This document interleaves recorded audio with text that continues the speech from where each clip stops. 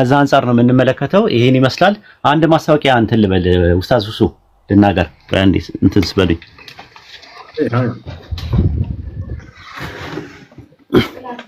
አለው ማውራት አልችልም። ኦኬ ላውራ ይቅርታ። ሰላም ቤተሰቦች፣ ከቤት ቀድሜ ነው የገባሁት። አንድ ጥያቄ ጠይቄ ልውረድ። ትጠይቂያለሽ? እሺ ቆይ ትጠይቃላችሁ። ኡስታዝ ይቀጥልና ትጠይቃላችሁ። ቀጥል ኡስታዝ። ኦኬ ኡስታዝ ሱሱ አይ ቲንክ ከዛሬ 3 ቀን ነው 4 ቀን በፊት የኦርቶዶክስ መምህራን ጋር ለመወያየት ምንድነው ከኦርቶዶክስ መምህራን ጋር ለመወያየት ጥሩ አስተማሪ የምትሉትን ዕውቀት ያለውን ትዕግስት ያለው በዛ ላይ ደግሞ ጨዋ የሆነ ሰው የበሰለ ሰው በጉባኤ ቤት ያለፈ ሰው ሪኮመንድ አድርጉኝ ብዬ ተናግሬ ነበረ። በዛ መሰረት አንድ ሰው ሪኮመንድ አድርገዋል። ኢንሻአላህ የነ አነስ ውይይት ሲያልቅ ወይም ደግሞ የነ ማነው ፎይና ማነው ኢምራን ውይይታቸው በሚያልቅበት ሰዓት ላይ ኢንሻአላህ ኦፊሻሊ የውይይት ጥሪ ያቀርባለሁ ማለት ነው። ለዛ ሰውዬ ማለት ነው። አንድ አስተማሪ መምህር ነው፣ በጉባኤ ቤት ያለፈ ነው፣ በስርዓት ጥሩ አስተማሪ ነው ብለው ሪኮመንድ አድርገውኛል። ኢንሻአላህ የነሱ ውይይት እንዳለቀ ቪዲዮ ሰርቼ ኦፊሻሊ ከማን ጋር እንደምወያይ እናገራለሁ ማለት ነው። በተረፈ ሳይጠሩ ዝም ብለው ቲክቶክ ላይ ውርውር የሚሉ ሰዎች፣ ላጫቸውን የሚያዝረከርኩ ሰዎች፣ በዛ ላይ ደግሞ እርግጫ የሚራገጡ ሰዎች እኔ አህያ አይደለሁ፣ የአህያ ተፈጥሮም የለኝም፣ አልራገጥም። ስለዚህ እንደ አህያ የሚራገጡ ሰዎች ሳይጠሩ የውይይት ጥሪ ተቀበለናል እያሉ ቪዲዮ እየሰሩ እንደሆነ መረጃዎች እየደረሰኝ ነው ማለት ነውና አልጠራዋቸውም። አንደኛ ቢያስፈልጉ ስማቸውን ጠርቼ ይጠራቸው ነበር። አንደኛ መምህር አይደሉም። እኔ ያልኩት መምህር የኦርቶዶክስ መምህር የሆነ ዕውቀቱ ያለው ትዕግስቱ ያለው ጨዋ የሆነ ሰው ምራቅ የዋጠ ሰው የበሰለ ሰው ብራቁን የሚተፋ ሳይሆን የሚዝረከረክ ሳይሆን በስርዓት የሚወያይ ሰው ካለ ከኛ ወገን ሙቤ ሚዲያ አለ፣ ሙቤ አወያይ አለ፣ እኛ ይመረጥ ነው። ስለዚህ ከነሱ ወገን አወያይ አንድ ሰው መርጠው ለአራት ኮሆስት እንገባለን ማለት ነው። በቃ ይሄ ነው ያለው ማለት ነው። ካልሆነ ደግሞ ሁለታችን ገብተን አወያዮቹ ገብተው እኔ በኔ በኩል ሙቤ ይገባል፣ በዛ በኩል ሰዓት ይይዛሉ ማለት ነው። ሌላ ምንም ነገር የሚያደርጉት ነገር የለም። ሰዓት ይይዛሉ። ድንበር ያለፈ ቃላት እንዳንጠቀም ሁለታችንንም እንትን ይላሉ። አይ ቲንክ መምህሩ እንደዛ አይደለም። ድንበር ያለፉ ቃላት የሚጠቀም ምናምን ነገር አይደለም። ስለዚህ ጥሩ ዕውቀት አለው። በስላሴ ዙሪያ ላይ መጽሐፍም ጽፈዋል። እኔም መጽሐፍ ጽፌያለሁ። እኔም የእስልምና አስተማሪ ነኝ። አስተማሪ ለአስተማሪ ነው መነጋገር ያለበት። ስለዚህ ከዚህ አንፃር የውይይት ጥሪ አደርግለታለሁ ማለት ነው። ሪኮመንድ ራሳቸው ኦርቶዶክሶች ናቸው ሪኮመንድ ያደረጉኝ። ሪኮመንድ አድርጉኝ ጥሩ የምትሉትን በጉባኤ ቤት ያለፈ ዕውቀት ያለው እንደገና ደግሞ ስነ ስርዓት ያለው ጨዋ የሆነ ታጋሽ የሆነ ሰው በጣም ዲሲፕሊን ከሆነ ሰው ጋር ለማውራት ፈቃደኛ ነኝ፣ ሪኮመንድ አድርጉኝ ብያቸው ሪኮመንድ አድርገውኛል። ሪኮመንድ ያደረገኝን ሰው በስነ ስርዓት ኦፊሻሊ የነ አነስ ውይይት ካለቀ በኋላ የነ ኢምራን ውይይት ካለቀ በኋላ እኔ ልክ እንትን ሲል ኦፊሻሊ የውይይቱን ጥሪ ያቀርባለሁ ማለት ነው። በዛ መሰረት ሰውየው የመቀበል አለመቀበል የሱ ፋንታ ይሆናል። አድራሻውን እየፈለግን ያለ ነው። ኢንሻአላህ የውይይቱን ቅድመ ሁኔታ ተነጋግረን ለአራት እንገባለን ማለት ነው። ይሄ ነው ያለው። በተረፈ እዚህ ቲክቶክ ላይ ያለው ነገር ከሌ ብለን አልጠራንም። እዚህ ውርውር የሚሉ ሰዎች ከፕሮቴስታንት ጋር ሲራገጡ የሚሉ ሰዎች አልጠራንም። እኛ እንደው በቃ ማለት ሞራላችሁ ነው በጣም የሚገርመው። ማለት አልተጠራችሁም፣ ማንም ሰው አልፈለጋችሁም፣ ከሌ ብለን አልጠራንም። ራሳችሁ ናችሁ በራሳችሁ ዓለም እንትን የምትሄዱት ማለት ነው። በተረፈ ደግሞ አንዳንድ እንትኖች አሉ፣ ኤቲስቶች አሉ። ኤቲስት ነን እንደዚህ ምን የሚሉ አዋዩም አላልኳችሁም። እኔ የራሴን አዋይ መርጫለሁ፣ ሙቤ መርጫለሁ በእስልምና በኩል ማለት ነው። ያ አስተማሪው ደግሞ በራሱ በኩል ከሌ አዋይ አንድ ታዛቢ ብሎ የራሱን ሰው ይመርጣል። የፈለገውን ሰው መምረጥ ይችላል።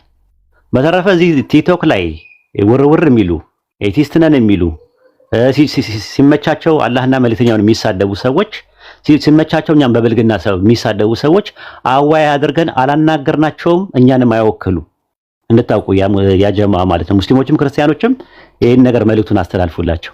እኛን አይወክሉም፣ አናቃቸውም። ራሱ አንድ ቀንም እኔ በውስጥ አውርቻቸው አላውቅም እነዚህን ሰዎች። ስለዚህ ሚዲያውን ተጠቅመው ፖለቲካና መልክ ለመስራት ነው የሚፈልጉት። ያንን ደግሞ እኛ ላይ አይችሉም።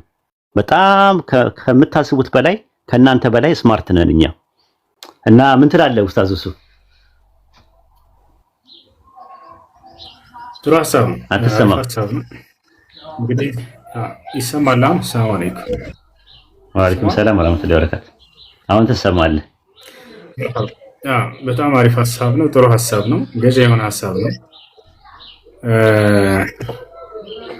እንግዲህ ኡስታዝ ወይድ ለምን አይወያይም ትላላችሁ? ጊዜ ክርስቲያኖች ያው ውይይት ይወያይ እንትን ብሏል። ግን መሆን ያለበት መምህሮቻችሁ ጋር እሱ ወያያለሁ ስላለ ልጆች የእርሱን ሪከርድ ወስዱና እንትና ይወያያል የሚለውን እነሱ አይደለም መምረጥ ያለባቸው። ኡስታዝ ወይድ መምህር ነው። ከመምህሮቻችሁ መካከል ልክ እንዲሁ እርሱም ኡስታዝ ወይድ በጣም በርካታ መጽሐፍቶችን ጽፏል። መጽሐፍ የጻፉ እውቀት ያላቸው ታላላቅ ብላችሁ ታስቧቸው መምህሮቻቸው ይኖራሉ። እነዚያ ጋር ቀጥታ እርሱ ያገኘዋል። ኢንሻአላህ ቁጥሩን አፈላልጎ ያቀርብለታል ኡስታዝ ወይድ። የዛኔ ሁሉንም ወደ እውነተኛው መንገድ ሊመራ የሚችል ወሳኝ የሆነ ርዕስ ይመርጡና ሁለታቸውን ተስማምተው ርዕሱን መርጠው ሰዓቱን መርጠው ቀኑን መርጠው ቦታውን መርጠው የዛኔ ውይይት ያደርጋሉ። ያው ኡስታዝ ዝግጁ ነው። ግን ሀሳቡ የመጣው ከኛ ነው ኡስታዝ እንድታቅ። እኔ ነኝ ሀሳቡን ያመጣሁት ሪኮመንድ አድርጉ። እኔ መስፈርት አለኝ። አንደኛ በጉባኤ ቤት ያለፈ መምህር መሆን አለበት። ሁለተኛ ጨዋ መሆን አለበት። ሶስተኛ እውቀት ያለው ሰው መሆን አለበት። አራተኛ ትዕግስተኛ መሆን አለበት። ለመሰዳደብ ለመበሻሸቅ ጊዜ የለንም። ከመምህር ታሪካዊ ውይይት ተደርጎ በደንብ በስነ ስርዓት ክርስቲያኑ ሙስሊሙ የሚማርበት አንድ ውይይት እንዲኖር እንፈልጋለን እኛ ብለናል ተናግረናል። ስለዚህ የቲክቶክ ላይ ያለው ውርውር የሚለው የሚሳደብ የሚራገጥ የነበረ ሰው ያው ተቀብያለሁ ምናምን ነገር ማን ጠራችሁ? ሲጀመር ጀምሮ ያው የውይይቱን ጥሪ ተቀብያለሁ እያሉ ቪዲዮ ይሰራሉ። ማን ጠራችሁ? እናንተን አልጠራናችሁም። እኛ ሪኮመንድ ሰው አላደረጋችሁ። የራሱ ኦርቶዶክሶች ነው ሪኮሜንዴሽን እንዲሰጡኝ የፈለጉት። ያንን መስፈርት በፍጹም አታሟሉ። ትዕግስቱ የላችሁም፣ እውቀቱ የላችሁም። በጉባኤ ቤት አልሄዳችሁም፣ መምህርም አይደላችሁም፣ ምራቅ ያወጣችሁ ሰዎች አይደላችሁም። እንዴት ተብሎ ነው ከቁጫጭ ሰው ጋር ጥቃቅንና አነስተኛ ከሆነ ሰው ጋር ማወራው ማለት ነው? ኢንዱስትሪ ላይ ያለን ሰዎች ነን እኮ። ስለዚህ ጥቃቅንና አነስተኛ ወደ ኢንዱስትሪ ስትመጡ ያኔ እናወራለን ከእናንተ ጋር ካስፈለገ። ስለዚህ ከዛ አንጻር ነው እንትን የሚለው ኢንሻአላህ የና አነስ የና አብዱልከሪም ውይይት ሲያልቅ አውቶማቲካሊ እኔ ኦፊሻሊ ቪዲዮ ሰርቼ የውይይትን ጥሪ ለዛ ለመምህር አዘጋጃለሁ ማለት ነው። ከዛ በኋላ ያ መምህር በዚህ ሰዓት በዚህ ቀን ብሎ ያው አረስቱንም እኔ ነኝ የመረጥኩት። በመረጥኩት አረስት ላይ ከተስማማ ይመጣል፣ የራሱን አወያይ ያመጣል። አይ አወያይ አያስፈልግም ብሎም ካለ ችግር የለውም፣ እተማመንበታለሁ ጨዋ ሰው እንደሆነ ስለማቅ። አወያይ አያስፈልግም ሁለታችን ብቻ እንግባ ከውስጥ ካለ እሱም ይቻላል፣ ሁለታችንን ብቻ መግባት እንችላለን። ሰዓት ይዘን ኢንሻአላህ ደቂቃ ይዘን በስነ ስርዓት የሆነ ውጤታማና ፍሬያማ የሆነ ውይይት እንደምናደርግ ተስፋ አለኝ። ይሄን ይመስላል ማለት ፈልጌ ነው። አብዱልከሪም አሰላሙ አለይኩም ወራህመቱላሂ ወበረካቱ። ወአለይኩም ሰላም ወራህመቱላሂ ወበረካቱ። እንዴት ነው ኡስታዝ? ሰላም ነው። ወደ ደስ ይላል በጣም እንጠብቃለን ኡስታዝ። እሺ ጨርሻለሁ። ወደ ውይይታችሁ መሄድ ትችላላችሁ። መርሐባ ጀዛከላሁ ኸይራን። እሺ ማን ነበር ጥያቄ ያለኝ ያለው? ቤቲ እሺ ጥያቄሽ ምንድን ነው? ጥያቄሽ ምንድን ነው?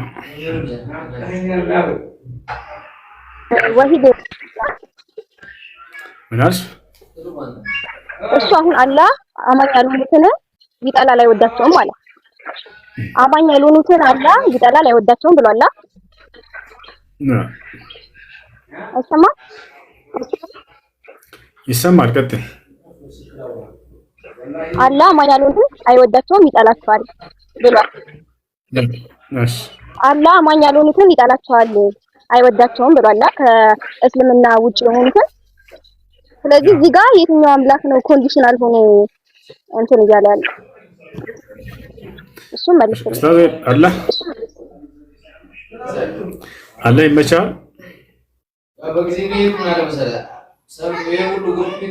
እሺ ለምሳሌ አምላክ አላህ ሱብሓነሁ ወተዓላ ይወዳል ሲባል ይጠላል ሲባል ምን ማለት ነው? ማንንስ ነው የሚወደው? ማንንስ ነው የሚጠላው? አላህ ሱብሓነሁ ወተዓላ ይሕብ ወይብገድ ይወዳልም ይጠላልም። መውደድና መጥላት ሲባል ከምን አንጻር ነው ከተባለ ሰዎችን የፈጠረባቸው ዓላማ አለ። እርሱም በብቸኝነት እንዲገዙት በእርሱ ሕግና ስርዓት ላይ እንዲሄዱ። መውደድና መጥላት የስራቸው ዋጋ እንጂ ሌላ አይደለም። ለምሳሌ እናት አለች፣ ልጇን ትወዳለችም ትጠላለች። የምትወደው ምን አይነት ልጅ ነው ከተባለ መውደድ ያ ልጅ መልካም ልጅ ከሆነና ልክ እንዲሁ ደግሞ በመልካም መንገድ ላይ የሚሄድ ከሆነ ያንን ይወዱታል። በክፉ መንገድ ላይ ሲሄድ ደግሞ ያ ልጅ በዚህ ሁኔታ ይወደዳል ወይ? እኩል መሆን አለባቸው ወይ ከዚህኛው ጋር? ላ ይሄ ፍትህ አይደለም፣ ስህተት። አላህ በቁርአን ላይ ሲናገር አፈነጀዐሉል ሙስሊሚን ከልሙጅሪሚን አለ።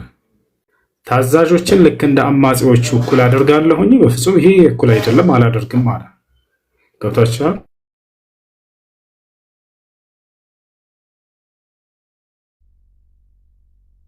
በሚሆን ስራ ነው ይሰማል። አላህ ሱብሓነሁ ወተዓላ ሰዎችን የሚወደው ከእነርሱ በሆነ ስራ ያ አላህ መልካም ሲያደርጉ ጊዜ ባሪያዎችን ያዘዛቸውን ሲፈጽሙ ጊዜ ይወዳቸዋል። በጽድቅ ላይ በመልካም ነገር ላይ ሲሄዱ ጽድቅ አድራጊዎችን አላህ ሱብሓነሁ ወተዓላ በጣም ይወዳል። ኃጢአትና ክህደት አድራጊዎችን ደግሞ በዚያው ይጠላቸዋል። ነገር ግን ጠልቷቸው እንደው ይተዋቸዋል ወይ? ላ ጠልቶ የሚተው አይደለም። ነገር ግን ወደ ፍቅሩ ወደ ውዴታው ይጠራቸዋል። ይቅርታ ወደ ውዴታው ይጠራቸዋል። አላህ ሱብሓነሁ ወተዓላ ከሃዲያኖችንም እነዚያም ይጠላቸውንም ውዴታውን ይጎናጸፉ ዘንድ ከእርሱ ጋር ይስማሙ ዘንድ ጥሪ ያደርግላቸዋል፣ አይተዋቸውም። ወአኒቡ ኢላ ረቢኩም ይላል። ከሃዲያኖችን ሲናገር ወደ እኔ ወደ ጌታችሁ ተመለሱ ይላል፣ ወደ ውዴታዬ ኑ ይላቸዋል። ስለዚህ ይህ ባህሪው አላህ ሱብሓነሁ ወተዓላ መውደድና መጥላት የሚለው ባህሪው አለ ወይ? አዎ ይወዳል፣ ይጠላል። ገብታችኋል? ያ መልካምና ጽድቅን በሚያደርጉ ጊዜ አላህ ሱብሓነሁ ወተዓላ ይወዳቸዋል። ክህደትንና ኃጢአትን መጥፎን ስራ በሚያደርጉ ጊዜ ደግሞ በዚያን ጊዜ አላህ ሱብሓነሁ ወተዓላ ይጠራቸዋል። ካሉበት ክህደትና ኃጢአት ቢመለሱ ደግሞ ወደ ውዴታው ያስገባቸዋል፣ ያጠቃልላቸዋል። ያ ነው። እሺ እሺ ፈጣሪ የፈጠረውን ፍጥረት በምንም ታምር ቢሆን ሊጠላው አይችልም። ፍጥረት ሊሰራ ይችላል አንድ ፍጥረት፣ ግን እሱን እንዲመለስ ንስሐ አዘጋጅቷል። አሁን በእኛ ሃይማኖት ማለት ነው። እና የሞተውም ለየትኛውም አሁን ለኦርቶዶክስ ለሙስሊም ለምን ብሎ አይደለም። እሱ ለፈጠረው ፍጥረት ለሁሉም ነው። ለእኛ ክርስቶስ ሞቶልን በደላችን የሚያነጻው ማለት ነው። አሁን አንተ እዚህ ጋር ግን ፈጣሪ የፈጠረውን ፍጥረት ይጠራል ይወርክ ነው። ይሄ እንዴት ይሆናል? በደንብ ለማብራሪያ አስረዳኝ። በጣም ጥሩ። ኢየሱስ ክርስቶስ ጠላቶች አሉት፣ የሚጠላቸው አሉ፣ የሚጠሉትም አሉ። እነዚያንም የሚጠሉትን እንዳውም ክርስቶስ ወደ ንስሐ ጥሯቸው ሳይሆን ያለው ግደሏቸው ነው ያለው መጽሐፍ ቅዱስ ላይ ማርቆስ ወንጌል ምዕራፍ 10 ብሏል። ላሳይሽ፣ ማስረጃ ላሳይሽ። እሺ ላሳይሽ። እሺ ተረጋግጠሽ ያን አላሳይሽ። ኢየሱስ ክርስቶስ ጠላቶች አሉት፣ ጠላቶችን ግደሏቸው ነው ያለው። ማስረጃ ላሳያችሁ። አላህ ሱብሓነሁ ወተዓላ ግን ጠላቶቹን ከሃዲያኖችን ክህደታቸውን ገልጸው ወደ እኔ ተመለሱ ኑ ንስሐ አድርጉ ነው ያላቸው። እሱንም ቃል በቃል አሳይሻለሁ። ሉቃስ ወንጌል ምዕራፍ 19 ቁጥር 27 ኢየሱስ ክርስቶስ ምን አለ? ያው ቁጥር 27 ላይ ምን ይላል? በደንብ ተመልከቱ። ነገር ግን እነዚያን በላያቸው ላይ ልነግስ ያልወደዱትን ጠላቶቼን አለ። ጠላት አለው ክርስቶስ። ማን ናቸው ከተባለ በእርሱ ያላመኑት፣ እርሱ እንዲነግስባቸው ያልወደዱ ሰዎችን ምን አድርጓቸው አለ? ጠላቶቼን ወደዚህ አምጧቸው፣ በፊቴም እረዷቸው አለ። እረዷቸው። አላህ ሱብሓነሁ ወተዓላስ ምን አለ? አላህ ሱብሓነሁ ወተዓላ እርሱን የካዱትን ሰዎች ካነሳ በኋላ ችግራቸውን ስህተታቸውን አፈላ የቱቡነ ኢለላህ ወየስተግፊሩነሁ አለ። ወደ እኔ ንስሐ አያደርጉምን?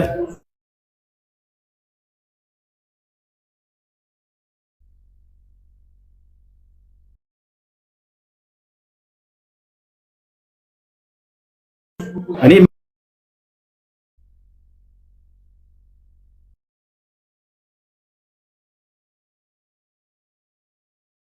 ሳብልስት ይቅርታ፣ ቆይ ተጨርስና እሷ ትቀጥላለህ። ቤት አሁን የጠቀስከው ጥቅስ ትክክል ስላልሆነ ማለት ነው። ክርስቶስ ተናገረ ያልከው ልክ አይደለም። እሺ ቀጥልሽ።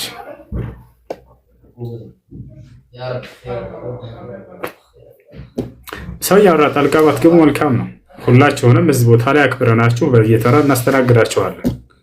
ገብታችኋል? ጠላት አለው ክርስቶስ። አዎ ጠላት አለው፣ ቃል በቃል ተናግሯል። ጠላቶችን ምን አድርጓቸው አለ? እነዚያን በላያቸው ላይ ለንገስ ያልወደዱትን ጠላቶችን እረዷቸው፣ ከፊት ያምጥታቸው አለ። ገብታችኋል? ይሄ ነው። ቤት ምን ታያለሽ በዚህ ላይ? እሺ ቤቲ ገብቷታል መሰለኝ። ሃይ እሺ፣ ቀጣይ ሌላ ጥያቄ ያለው ሰው ከታች ማን ነበር? ከቤቲ በታች ሚሚ ያለ። እሺ እሺ፣ አብሮ ይስጥልኝ። እኔ ከትናንትና ጀምሮ ትንሽ ስከታተላችሁ ነበር። እኔ ኦርቶዶክስ ነኝ ግን ብዙ እውቀት የለኝም። ግን አንድ ጥያቄ ብቻ ከቤተሰቦቼ ሙስሊምም አለ ከቤተሰቦቼ እና ጥያቄ ምንድነው? ክርስቶስ እንደተወለደ ከማርያም ሙስሊሞች ታምናላችሁ? ወደ አባቱም ከሞተ በኋላ እንደሄደ ታምናላችሁ ወይ? አንደኛ ጥያቄ። ሁለተኛ ጥያቄ እና ከዛ አንዴ ሁለቱን ልንገርና ከዛ ዘጋለሁ። ሁለተኛ ጥያቄ ደግሞ በመጨረሻ ዘመን ላይ እኛ ኦርቶዶክሶች ክርስቶስ መጥቶ እንደሚያድነን እናምናለን።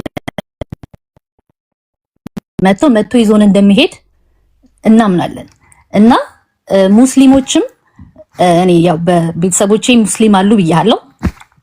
በእነሱ ኢንፎርሜሽን አኳያ ክርስቶስ እንደሚመጣ እንደሚያምኑ ነግረውኛል ቤተሰቦቼ፣ በሙስሊም ማለት ነው። ያ ነገር ላይ ትንሽ እንድታስረዳኝ ፈልጌ ነው። ጨርሻለሁ።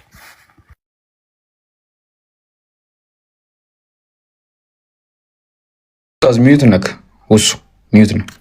እሺ መርሐባ። አላህ ስብሐነሁ ወተዓላ ክርስቶስን ወይንም መሲሁን እንዳይገደል እንዳይሰቀል አድርጎ ከጠላቶቹ አድኖት ወደ ሰማይ ወስዶታል። በክብር በሁለተኛው ሰማይ ላይ ይገኛል።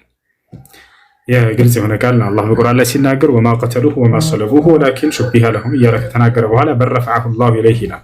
አልገደሉትም አልሰቀሉትም ጠላቶች ካለ በኋላ ወደ እኔ አንስቼዋለሁ እያለ ይናገራል። ይህን እንደማይገደል እንደማይሰቀል ቀድሞ ነግሮታል ክርስቶስ። ታዲያ በሱራ አልዕምራን ላይ ሲናገር ኢዝ ቃለ ላሁ ያ ዒሳ ኢኒ ሙተወፊከ ወራፊዑከ ኢለየ ወሙጠሂሩከ ሚነ ለዚነ ከፈሩ አለው ወጃዒሉ ለዚነ ተበዑከ ፈውቀ ለዚነ ከፈሩ ኢላ የውሚል ቂያማ። አንተ ክርስቶስ ሆይ አለው እኔ አንተን ወደ እኔ ላነሳህ ነው፣ ወደ እኔ ላነሳህ ነው፣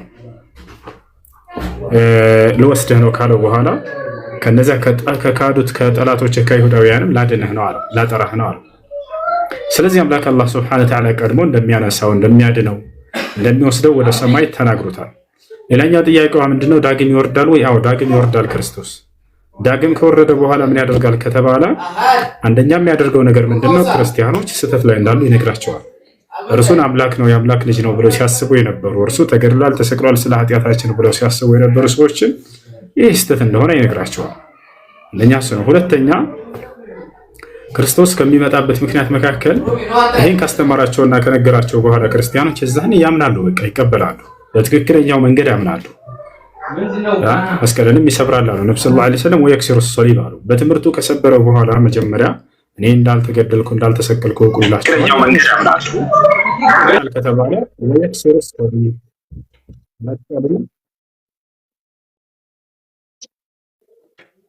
መስቀልንም ይሰብራል። ከዚያ በኋላ ሐሰተኛውን ክርስቶስ ይገድላል።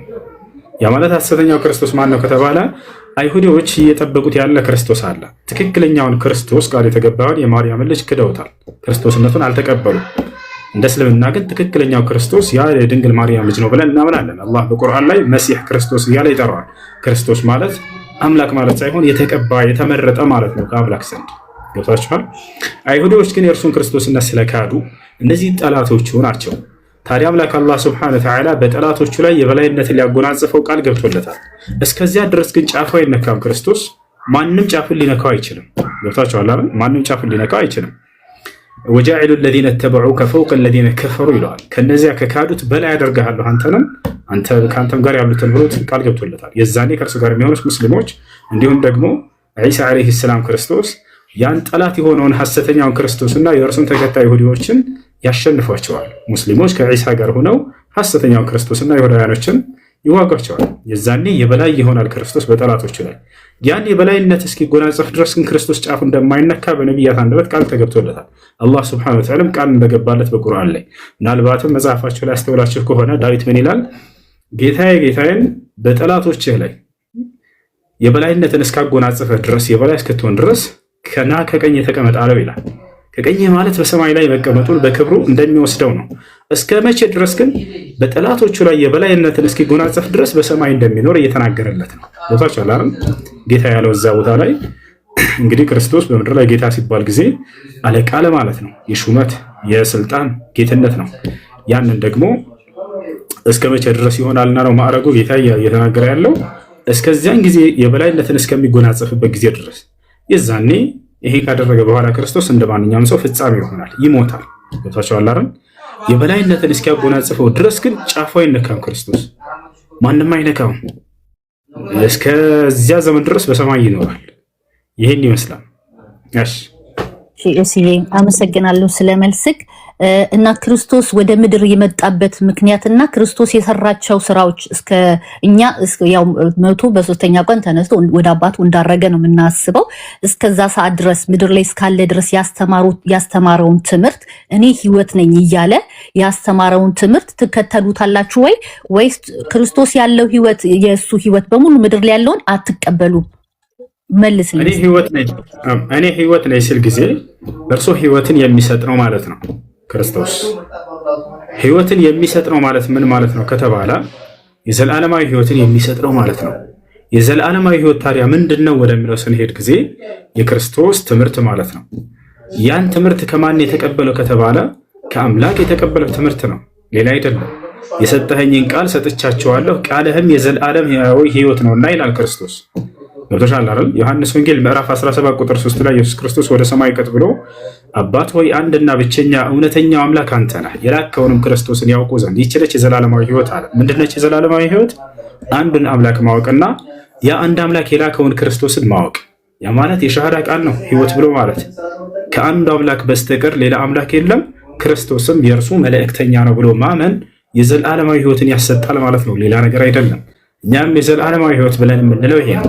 ከአንድ አምላክ በስተቀር በእውነት የሚመለክ አምላክ የለም። እንዲሁም ሙሐመድ የእርሱ መልእክተኛ ናቸው፣ ክርስቶስ የእርሱ መልእክተኛ ናቸው፣ አብርሃም የእርሱ መልእክተኛ ናቸው፣ ሙሴ የእርሱ መልእክተኛ ናቸው።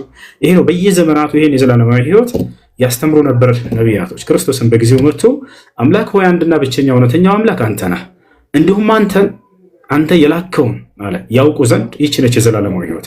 አንተን የላከውን ኢየሱስን አለ ክርስቶስ የእርሱ መልእክተኛ ነው፣ የአንዱ አምላክ መልእክተኛ ነው። አንዱን አምላክ ካወቃችሁ በኋላ ክርስቶስ የእርሱ መልእክተኛ መሆኑን ካወቃችሁ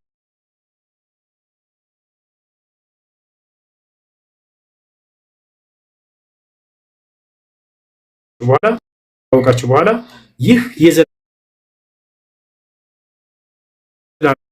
እንዲሁ ክርስቶስ ደግሞ የእርሱ መልእክተኛው ነው ብለን እናምናለን። ይህን የካዱት ማናቸው? አይሁዳውያኖች ናቸው። እንዲሁም ደግሞ ክርስቲያኖች አይ እርሱ በመለኮት ይጋራል ብለው አመኑ፣ ከአምላክ ጋር አስተካከሉት። ቦታቸዋል ያ ነው። እርሱ ግን እኔ መልእክተኛው ነኝ አለ እንጂ እኔ በመለኮት ከእርሱ ጋር አስተካክላለሁ እኮ ነን አላለም። ናም አለሽ ሚሚ ሰማው ነው። አዎ እየሰማው ነው። ኦኬ አሁን እንዳልከው እሺ፣ አመሰግናለሁ። እሺ ስለመልስክ ክርስቶስ ከመምጣቱ በፊት ብዙ ነቢዮች እንደ ሙሴ ከኔ በላይ የሚመጣ እግዚአብሔር የሚልከው አለ ለኔ እንዳትሰግዱ እያለ ያስተምር ነበር ሙሴ እና ስለ ክርስቶስ እየተናገረ ነበር። እንደሚመጣ ቀድሞ ይናገሩ ነበርና ክርስቶስ ሲመጣ መምጣቱን እኛ እናምናለን። ታዲያ ክርስቶስ እኮ ወደ ምድር ሲመጣ ያው እንግዲህ ህጎችን ሊክድ ሳይሆን የመጀመሪያውን ምንድነው የሚባለው ፈርስት ቴስቲሞኒ ማለት አዲስ ኪዳንን ሊክድ ሳይሆን ሊያድስ ነው የመጣው ብለን እኛ ኦርቶዶክሶች እናምናለን። ያ ማለት አንዳንድ ህጎች ተቀይረዋል። ለምሳሌ ጠላትህን ውደድ ይላል ክርስቶስ ሲያስተምር። ከቁርአን ጋር ደግሞ ስናመሳስለው አንዳንድ የቁርአን ሜሴጆች ወደ እስልምናን የሚቃወሙ ካሉ ወይም ደግሞ ሊያጠቁም ከመጡ አስወግዳቸው ነገር አለ እና የክርስቶስን ሜሴጆች ከጎንና ከጎን እያደረግን ስናመሳስል የክርስቶስ አወላለዱ በመንፈስ ቅዱስ ነው። ያው ገብርኤል መጥቶ ለማርያም እንደነገራት ነው። ደግሞ ሙሐመድ ደግሞ የተወለደው እንደ ማንኛውም ኖርማል ሰው ነው እና ክርስቶስ ያለው ቦታ እንዴት ነው ከመሐመድ ጋር ማለት እንዴት ሊመሳሰል ይችላል? ማለት ክርስቶስ እኮ በእግዚአብሔር ተመርጦ በምድር የመጣ ነው። እሱን ነገር እስቲ እባክህ አስረዳኝ። እንዴት ሊሆን ቻለ? ክርስቶስ ለምን ላከው? ጌታ ለምን ላከው? እሺ አምላክ የላከው ለእስራኤል ሰዎች መልእክተኛ ይሆን ዘንድ ነው። አንደኛ እሱ ነው። ሁለተኛ የክርስቶስ አመጣጥ ለአምላክ ድንቅ ስራና ተአምር ይሆን ዘንድ ነው። የክርስቶስ አመጣጥ እጅግ በጣም ከአምላካችን ድንቅ ስራዎች መካከል አንደኛው ነው። አምላክ ድንቅ ስራ ያደረገበት ምክንያት ክርስቶስን ያለ ወንድ ከሴት ብቻ መፍጠሩ። ይህ የአምላካችን አስደናቂ ስራዎች ነው። ማርያም ጠየቀች፣ ለምንድን ነው ከኔ ልጅ እንዲወለድ የተፈለገው ብላ በጠየቀች ጊዜ ዓላማውን ነገራት። ሁለት ዓላማ ነው። አንደኛ ምንድነው? ወሊነጅዐለሁ አየተን አላት። አምላክ አላህ ተአምር ላድርገው ነው ብሎሻል አላት። ተአምር ብሎ ማለት ከሰው ህግና ልማድ ወጣ ያለ ተግባር ማለት ነው። በሰው ህግና ልማድ የታወቀው ወንድና ሴት ተገናኝተው ካልሆነ በስተቀር ልጅ አይወለድም። ነገር ግን ይህንን ጥሶ መጣ፣ ይህን ህግ ጥሶ መጣ። የማን? የክርስቶስ አመጣጥ ያለ ወንድ ከሴት ብቻ ፈጠረን አላህ ሱብሓነሁ ወተዓላ። እኔ ከወንድና ከሴት ብቻ ሳይሆን ሰውን መፍጠር የምችለው ያለ ወንድ ከሴትም ያው መፍጠር እችላለሁ የሚለውን ድንቅ ስራውን ፈጣሪ ለማሳየት ነው ተአምር ብሎ ገለጸው። ገብታችኋል አይደል? ሁለተኛው ዓላማ ምንድነው? የክርስቶስ በመምጣት ምክንያት ወረሕመተ ሚና ከእኔ የሚሆንም እዝነት ሲሆን እርሱ ለእስራኤል ሰዎች አለ። ነቢያቶች ከአላህ የሆኑ እዝነቶች ናቸው ለሚላኩላቸው ህዝቦች። ነቢዩ ሙሐመድ ሰለላሁ ዐለይሂ ወሰለም ለዓለም ህዝብ እዝነት ናቸው እያለ አላህ ይጠቅሳቸዋል። ቃለ ሱብሓነሁ ወተዓላ ወማ አርሰልናከ ኢላ ረሕመተን ሊልዓለሚን፣ ሙሐመድ ሆይ አንተን ደግሞ ለዓለማት እዝነት አድርጌ ነው የላኩህ አላቸው። ኢየሱስን ደግሞ ከእኔ የሆነ እዝነት ነው ለእስራኤል ሰዎች እያለ ይናገረዋል። አምላክ ለሰዎች በሚያዝንላቸው ጊዜ በእርሱና በእነርሱ መካከለኛ ሆኖ የሚያስተሳስራቸውን መልእክተኛ ነቢያት የሚባሉን እየመረጠ ይልካል። እነዚያ መልእክተኞች ነቢያቶች የእርሱን ቃል ይቀበላሉ፣ ይሰጣቸውና ያንን ህግና ስርዓት ለሰዎች ያደርሳሉ። እነዚያ ሰዎች የአምላክን ህግና ስርዓት ከነቢያት የተቀበሉትን በሚፈጽሙ ጊዜ የአምላክን እዝነት ያገኛሉ፣ ከአምላክ ጋር ህብረትን ያገኛሉ ማለት ነው። ያ ስለዚህ ክርስቶስ የተላከው በእስራኤል ሰዎችና በአላህ መካከለኛ ይሆን ዘንድ ነው። ገብቷችኋል አይደል? አንድ አምላክ አለና በአምላክና በሰዎች መካከል አንድ መካከለኛ አለ፣ እርሱም ሰው የሆነ ኢየሱስ ክርስቶስ አለ መጽሐፉ። ኢየሱስ ክርስቶስም ሲናገር ዮሐንስ ወንጌል ምዕራፍ 8 ቁጥር 40 ላይ እኔ ግን ከአምላክ የሰማሁትን እውነት የምነግራችሁ ሰው ነኝ አለ። በአምላክና በሰው መካከል ሆኖ ከአምላክ የሰማውን እውነት እየተናገረ ያለ ለሰዎች ያለ ሰው ነው። ያን የሚሰሙትን ቃል ምን ብሎ ገለጸው? የምትሰሙት ቃል ግን የዘላለማዊ ህይወት ነው አለ። ይህ የምትሰሙት ቃል የዘላለማዊ ህይወትን የቀጣዩን ዓለም ጸጋ ያስገኛቸዋል እያለ እየነገራቸው ነው ማለት ነው። ስለዚህ ክርስቶስ የተከበረ መልእክተኛ ነው፣ የአምላክ መልእክተኛ ነው። የአምላክን ቃል ተቀብሎ ለሰዎች የሚያደርስ ሰው ነው። እርሱ አምላክ አይደለም። እርሱን አምላክ ማድረግ የእርሱ ተቃዋሚ መሆን ነው። እኔ አምላክ አለ ብሎ ነው ያስተማረው። ዮሐንስ ወንጌል ምዕራፍ 20 ቁጥር 17 ላይ ኢየሱስ ወደ አምላኬ ወደ አምላካቸው አድርጋለሁ አለ። ኤፌሶን ምዕራፍ 1 ቁጥር 3 ኤፌሶን ምዕራፍ 1 ቁጥር 17 ምን አለ? የኢየሱስ ክርስቶስ አምላክ ይባረክ አለ። በቃ አምላክ አለኝ ካለ እርሱ የተናገራቸው አምናቸው የምትቀበሉ ከሆነ የምትወዱት ከሆነ ውዴታው የሚገለጸው እርሱን በመታዘዝ ነው። እና ራሱ እንደተናገረው ክርስቶስ ምን አለ? ብትወዱኝስ ትእዛዜን ትጠብቃላችሁ አለ። አያችሁ አይደል? የውዴታው መገለጫ ምንድነው? እርሱ ያስተማረውን ትምህርት መከተል እንጂ እርሱን ማምለክ አይደለም። ካስተማረው ትምህርት እሺ እንደው አምልኩኝ የሚል ካለ የዛኔ ችግር የለም። ግን አላለም እሱ እባክህ እንደዚህ ብሎ የፈሰረ ሰው ስጠኝ እንዳታስወርዱኝ። እንዲህ ምን ይሻላል? እሺ እና ይሄን ሶ ማች በጣም ነው የማመሰግነው። በጣም ግልጽ አድርገህ ገልጸዋል። እኔም ከዚህ በላይ ጥያቄ አላበዛብህም። አንድ የመጨረሻ ብቻና ልውረድ፣ በቃ ይቅርታ። ኦኬ። እና ታዲያ ይሄ በጣም የሚገርም ነገር ነው ስለ ክርስቶስ እየተናገረክ ያለው ማለት ነው። በእውነት ነው የምልህ። ታዲያ ለምንድን ነው የክርስቶስን መጽሐፍ ማትሰብኩት? ማለት ይሄን ያህል አሁን እንደሚመጣ እግዚአብሔር ምን ያህል ለክርስቶስ ቦታ ስለሰጠው ነው በመጨረሻው ዓለም ላይ መጥቶ የሱን ህዝቦች ይዞ የሚሄደው ወደ ገነት። የገነት ቁልፍ ኖሮት አስብ፣ ጻድቃንን ከምድር እስከ ማውጣት ድረስ ቦታ የሰጠው ምን ያህል ትልቅ ቢሆኑ በእግዚአብሔር ፊት ማለት ነውና ልልህ የፈለግኩት ታዲያ ክርስቶስን የሚመስል ምንድነው አስተማሪ ልኮልን የሱን ህጎች ታዲያ ሁላችንም የሰው ልጆች በሙሉ ለምን አልተከተልንም? ለምን ቁርአን ምናምን መጣ? ዋይ እንደ ሰው ሆኜ ነው የምጠይቀው። እሺ እንደ ምንም ሆኜ አይደለም። ገብተኛለሽ። ክርስቶስን በጣም እንወደዋለን፣ በጣም እንከተለዋለን። ሙስሊሞች በደንብ አድርጋችሁ አዳምጡ። መጽሐፍ ቅዱስ ላይ በገለጸው መልኩ ከተባለ አዎ መጽሐፍ ቅዱስ ላይ በተገለጸው መልኩ ለምሳሌ ላንሳላችሁ። ክርስቶስ እኔ ሰው ነኝ አለ። አዎ ሰው ነህ አልነው እኛ። ክርስቶስ እኔ መልእክተኛ ነኝ አለ። አዎ መልእክተኛ ነህ አልነው። ክርስቶስ እኔ አምላክ አለኝ አለ። አዎ አምላክ አለህ አለ። ክርስቶስ አንዱን አምላክ በብቸኝነት ለእርሱ ብቻ ተገዛ፣ እርሱን ብቻ አምልኩ አለ። እሺ ብለን ተቀበልን። አያችሁ አይደል? ነገር ግን እናንተ ናችሁ ክርስቶስን ያልተከተላችሁት። ክርስቶስ እኔ አምላክ ነኝ አምላክ አለኝ እያለ አንተ ራሱ አምላክ ነህ ብላችሁ ተቃወማችሁት። ክርስቶስ እኔ ሰው ነኝ ብሎ ቃል በቃል እየተናገረ ሰው ብቻ አይደለም ፍጹም ሰው ፍጹም አምላክ ነህ ብላችሁ ተቃወማችሁት። ክርስቶስ አምላኬ ከእኔ ይበልጣል እያለ አይበልጥህም እኩል ነህ በፍጹም ብላችሁ ተቃወማችሁት። ክርስቶስ እኔ ከራሴ አንዳች ላደርግ አይቻለኝም እያለ ሁሉን ማድረግ ትችላለህ ተሳስተሃል አላችሁት። ማን ነው ታዲያ ክርስቶስ ተከታይና ተቃዋሚ? እኛ ክርስቶስ ያለውን ሁሉ ያልተቀበልን። አምላክ አለኝ አለ። ስለ አምላኩ ማንነት ተናገረ። ያ አምላክ አንድ ብቻ ነው አለ። ተሳስተሃል፣ ክርስቶስ አንድ ብቻ አይደለም አንድም ሶስትም ናችሁ አንተም ጭምር አለህበት አላችሁት። ለራሱ ግን ክርስቶስ ወደ ሰማይ ከት ብሎ ዮሐንስ ወንጌል ምዕራፍ 17 ቁጥር 3 ላይ አምላክ ሆይ አንድና ብቸኛ አምላክ አንተ ነህ አለ። በቃ አንድ ሶስትም ናችሁ ብላችሁ ተቃወማችሁት። ታዲያ የክርስቶስ ተከታይ ማን ነው? በመጽሐፋችሁ ራሱ ብንሄድ እኮ እኛ ነን። ገብታችኋል አይደል? ክርስቶስን የምትወዱት ከሆነ ወላሂ በጣም እንወደዋለን፣ በጣም እናከብረዋለን። እኔ ለክርስቶስ በልቤ ውስጥ ከራሴ በላይ ክብር አለው። ገብታችኋል አይደል? ዓለም ላይ ያለ ሰው አሁን ቢደመር እንዳው ከመጀመሪያ እስከ መጨረሻ ያለ ህዝብ የክርስቶስን እችን ታክል አያክልም ከአምላኩ ዘንድ ያለው ቦታ። ክርስቶስ በጣም ጻድቅ ሰው ነው፣ በጣም ደግ ሰው ነው፣ በጣም መልካም ሰው ነው፣ በጣም ጀግና ሰው ነበር፣ የጥበብ ሰው ነበር። ገብታችኋል? በዘመኑ የነበሩ ጠላቶች በጣም ከባድ ጠላቶች ነበር። ሮማውያኖች ናቸው። እጅግ በጣም አደገኛ፣ እጅግ በጣም ኃያላን ናቸው። በፊታቸው ቆሞ እውነትን ይናገር ነበር፣ አይፈራቸውም ነበር። ስለ አንዱ አምላክ ይሰብክ ነበር። ያን አንዱን አምላክ ሊያስተዋውቅ መጣ እንጂ ራሱን እንደ አምላክ ሊያደርግ አልመጣም። እኔን አምልኩ ሊል አልመጣም፣ አላለምም። የክርስቶስ ወዳጆች ስለዚህ የክርስቶስን ትምህርት የሚከተሉ ናቸው። በትምህርት ውስጥ ግን እኔ አምላክ ነኝ አምልኩኝ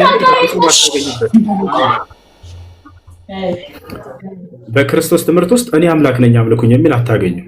እርሱን የምትወዱት ከሆነ ትምህርቱን የምትሰሙና የምትከተሉ ከሆናችሁ ነገ የትንሣኤ ቀን ከእርሱ ጎን መሆናችሁ መንቀስቀስን ከፈለጋችሁ የእርሱን ትእዛዝ ፈጽሙ። ትእዛዙ ምንድን ነው ከተባለ አምላክ እንዳለው አስተምሯል። አንድ አምላክ እንደሆነ አስተምሯል። ያን አምላኩን ተቀበሉ፣ ያን አምላኩን አምልኩ። የአብርሃም የይስሐቅ የያዕቆብ አምላክ ገብታችኋል አይደል? ያ ነው ያ አንዱ አምላክ እንጂ አምላክ አንድም ሶስትም ነው ብሎ አሳቷቸው። የክርስቶስ ትምህርት አይደለም ይሄ። አምላክ ስለኛ ኃጢአት ሞቷል ብላችሁ አስተማሯቸው። ክርስቶስ አምላክ ነው አላቸው። እርሱን አምልኩ አላቸው። እንዳለ ከመንገዱን ያሳቷቸው። ከመንገዱን ያሳቷቸው ወደ ሲኦል ነው እየወሰዳቸው ያሏቸው አባቶቻቸው። ቆም ብላችሁ አስቡ። ገብታችኋል? መሲሁ የትንሣኤ ቀን ይጠየቃል። አምላክ አላህ በቁርአን ላይ ሲናገር መሲሁንና ሲያመልኩት የነበሩ ሰዎችን ገና የትንሣኤ ቀን ቀስቅሼ ፊት ለፊት አገናኛቸዋለሁ ይብራል። ፊት ለፊት በሚያገናኛቸው ጊዜ ክርስቶስን ይጠይቀዋል አላህ። ወኢዝ ቃለ አላሁ ያ ዒሳ ብነ መርየም አአንተ ቁልተ ሊናስ ኢተኺዙኒ ወኡሚየ ኢላሀይን ሚን ዱኒላህ፣ አንተ የማርያም ልጅ ሆይ ይለዋል። ከእኔ ውጭ አንተን እንዲገዙህና እንዲያመልኩህ ሰዎችን አስተምረሃቸው ነበር፣ እነዚህ ሰዎችን ሲያመልኩህ ነበር ይለዋል። ታዲያ ክርስቶስ ምን ብሎ ይመልሳል? ቃለ ሱብሓነክ። ተመልከቱ፣ መጀመሪያ የሚቆመው ስለ አምላኩ ክብር ነው ክርስቶስ። በዚያን የትንሣኤ ቀን ራሱ አይ እኔን ያመልኩኝ አላልኳቸውም ብሎ አይደለም የሚጀምረው። ከአምላኩ መጀመሪያ እንዳለ በቃ ተጋሪዎችን ሁሉ ያጠራል። ራሱንም ቢሆን ሱብሓነከ አለ። አምላክ ያላህ ሆይ ለአንተ አጋር ከመሆን ጥራት ይገባል፣ ለአንተ አጋር ከመኖር ጥራት ይገባል። እኔ አንተ አጋር አይደለሁም ብሎ መጀመሪያ አምላኩን ብቸኛ እንደሆነ ይገልጻል። የዛኔ ራሱ ማ የኩኑ ሊ አን አቁለ ማ ለይሰ ሊ ቢሐቅ ይላል። ለእኔ የማይገባኝን ልሞግት አይቻለኝም ምን ያላልኳቸውም ይላል። ቀጥሎ እኔ አይገባኝም መመለክ ሲጀመር ማ የኩኑ ሊ አን አቁለ ማ ለይሰ ሊ ቢሐቅ፣ ለእኔ ያልሆነን ነገር አድርጉልኝ፣ በይሄን ነገር አምልኩኝ፣ ተገዙኝ ብዬ ልላቸው አይገባኝም። ሲጀመር ለእኔ አይገባኝም ይሄ ነገር አላልኩም ይላቸዋል። ኢን ኩንቱ ቁልቱሁ ፈቀድ ዓሊምተህ፣ እንደው ብዬም ከሆነ በእርግጥም አውቀኸዋል ይላል። ተዕለሙ ማ ፊ ነፍሲ ወላ አዕለሙ ማ ፊ ነፍሲክ፣ በእኔ ውስጥ ያለውን ሁሉ አንተ ታውቃለህ፣ በአንተ ውስጥ ያለውን ግን ላውቅ አይቻለኝም ይላል። ኢነከ አንተ ዓላሙል ጉዩብ፣ አንተ የሚለውን ደጋገመው። ተመልከቱ ሊተእኪድ ኢነከ አንተ ካለ በኋላ አንተ ደግሞ አንተ ይላል። አሁን ምንድን ነህ አለው አምላኩን። ዓላሙል ጉዩብ፣ ዓሊም አይደለም፣ ዓላም ከዓሊም በላይ ነው። አንተ የሩቅንና ድብቅን ሁሉ የምታውቅ የሆንክ አምላክ ነህና ይለዋል አላህ። ከዚያ በኋላ ወደ ህዝቦቹ ይዞራል ክርስቶስ። ማ ቁልቱ ለሁም ኢላ ማ አመርተኒ ቢሂ ይላል። አን ያዕቡዱላህ ረቢ ወረበኩም፣ አንተ እንድናገር ያዘዝከኝን ቃል እንጂ አልተናገርኳቸውም። እነዚህን ያልኳቸውም የተናገርኳቸውም የእኔንም የእናንተንም አምላክ የሆነውን ተገዙን ያልኳቸው ይላል። ገብታችኋል? የእኔንም የእናንተንም ጌታ የሆነውን አላህን ተገዙ አልኳቸው እንጂ በፍጹም እኔን አምልኩኝ አላልኳቸውም። ወኩንቱ ዐለይሂም ሸሂደን ማ ዱምቱ ፊህም ይላል። በመካከላቸውም እስካለሁ ድረስ አብሬያቸው ነበርኩኝ ይላል። ፈለማ ተወፈይተኒ ወደ አንተ ካሳረግከኝ በኋላ ከወሰድከኝ በኋላ ግን ኩንተ አንተ ረቂብ ዐለይሂም አንተ ነበርክ ስትጠባበቃቸው የነበርከው። በመካከላቸው እስካለሁም ድረስ አብሬያቸዋለሁ። አንተ ከወሰድከኝ በኋላ ግን ምድር ላይ ምን እንደሚሆን እኔ የማውቀው ነገር የለኝም። ክርስቶስ አሁን ይመለክ አይመለክ ምን ይሰራ ምድር ላይ ምንም የሚያውቀው ጉዳይ የለም። ጉዱን አላወቀም። ምድር ላይ እየተመለከ ነው እንደ አምላክ ተይዞ። እኔ አምልኩኝ አላልኳቸውም ብሎ ተሰከረባቸው ይላል። አንዴ ልጨርስ። ታፕ አድርጉለት በእግዚአብሔር ውሽ ረብስማ አንድ ጊዜ ልጨርስ። ፈለማ ተወፈይተኒ ኩንተ አንተ ረቂብ ዐለይሂም ወአንተ ዐላ ኩሊ ሸይኢን ሸሂድ አንተ በሁሉ ቦታ ላይ የምታይ የምትመለከት ነህና እያለ ይናገራል። ኢን ቱዐዚብሁም ፈኢነሁም ዒባዱከ አለ። ያ ሰላም ብትቀጣቸው እነርሱ ባሪያዎችህ ናቸው። ወኢን ተግፊር ለሁም ፈኢነከ አንተል ዐዚዙል ሐኪም ብትምርላቸውም አንተ አሸናፊና ጥበበኛ የሆንክ አምላክ ነህና እያለ ይናገራል። ከዚያ አላህም ይናገራል። ቃለ አላህ እኔም የዛን ይላለሁኝ አለ ሃዛ የውሙ የንፈዑ ሷዲቂነ ሲድቁሁም በጣም የሚገርመኝ አንቀጽ ይህ የዛሬው ቀን ይላል አላህ የትንሣኤ ቀን እውነተኞችን እውነተኝነታቸው የሚጠቅምባቸው ቀን ነው አለ። ገብታችኋል? እውነተኞችን እውነተኝነታቸው የሚጠቅምባቸው ነው አለ። ምን ማለት ነው? እውነተኛ ማን ነው ታዲያ? እውነተኛ ብሎ ማለት አምላክ በነቢያት በኩል ያወረደውን ሕግና ስርዓት አምኖ ተቀብሎ እርሱን በብቸኝነት ተገዝቶ የእርሱን ሕግና ስርዓት ፈጽሞ የሄደ አማኝ ነው። እውነት የተባለው የእርሱ መልእክት ነው። እውነተኞች የተባሉት የእርሱን መልእክት ጠብቀው የሄዱት ሰዎች ናቸው። እነዚያ ናቸው ዛሬ የሚጠቀሙት ይላል አላህ። ሃዛ የውም የንፈዑ ሷዲቂነ ሲድቁሁም እውነተኞች እውነተኝነታቸው የሚጠቅምባቸው ቀን ነው አለ። ለእነርሱ ምን አላቸው ታዲያ ይላል። ለሁም ጀናት ለእነርሱ ያውና ገነት ተዘጋጅታላቸዋለች እርሷን ይወርሷታል ብሎ ይናገራል። ገብታችኋል? ያ ነው እውነተኞች መሆን ከፈለጋችሁ አምላክ በነቢያት በኩል ያዘዘውን ትእዛዝ ፈጽሙ። የመጀመሪያው ትእዛዝ ምንድን ነው? ነቢያቶች ያስተማሩት አምላክ አንድና ብቸኛ እንደሆነ ነው። እርሱ በፍጹም አንድ ሶስትም አይደለም። አምላክ አጋር የለውም። ያለ የነበረ ለዘላለም የሚኖር ብቸኛ ነው። እርሱ ለዘላለም ሕያው ነው። በሕያውነቱ ላይ ሞትነት የለበትም። ለቅጽበት ሕያውነቱ የሆነ በሞት የሚቋረጥ አይደለም። ስለ እኔ ብሎ ሞተልኝ ብሎ ሂሳቤን ለማምላክን አይሞትም ሲጀምር። ይባቻል። ይሄ ነው هذا هو الإله الذي دعا إليه المسيح عليه السلام وموسى عليه السلام وجميع الأنبياء والمرسلين ይህን አምላክ ነው ሙሴም ሆነ ክርስቶስም ሆነ አብርሃም ኢስሐቅ ያዕቆብ የቀደሙት ነቢያቶች ሁሉ የተጣሩትና የሰበኩት የአንድና ብቸኛው የሆነው አምላክ ይሄ ነው።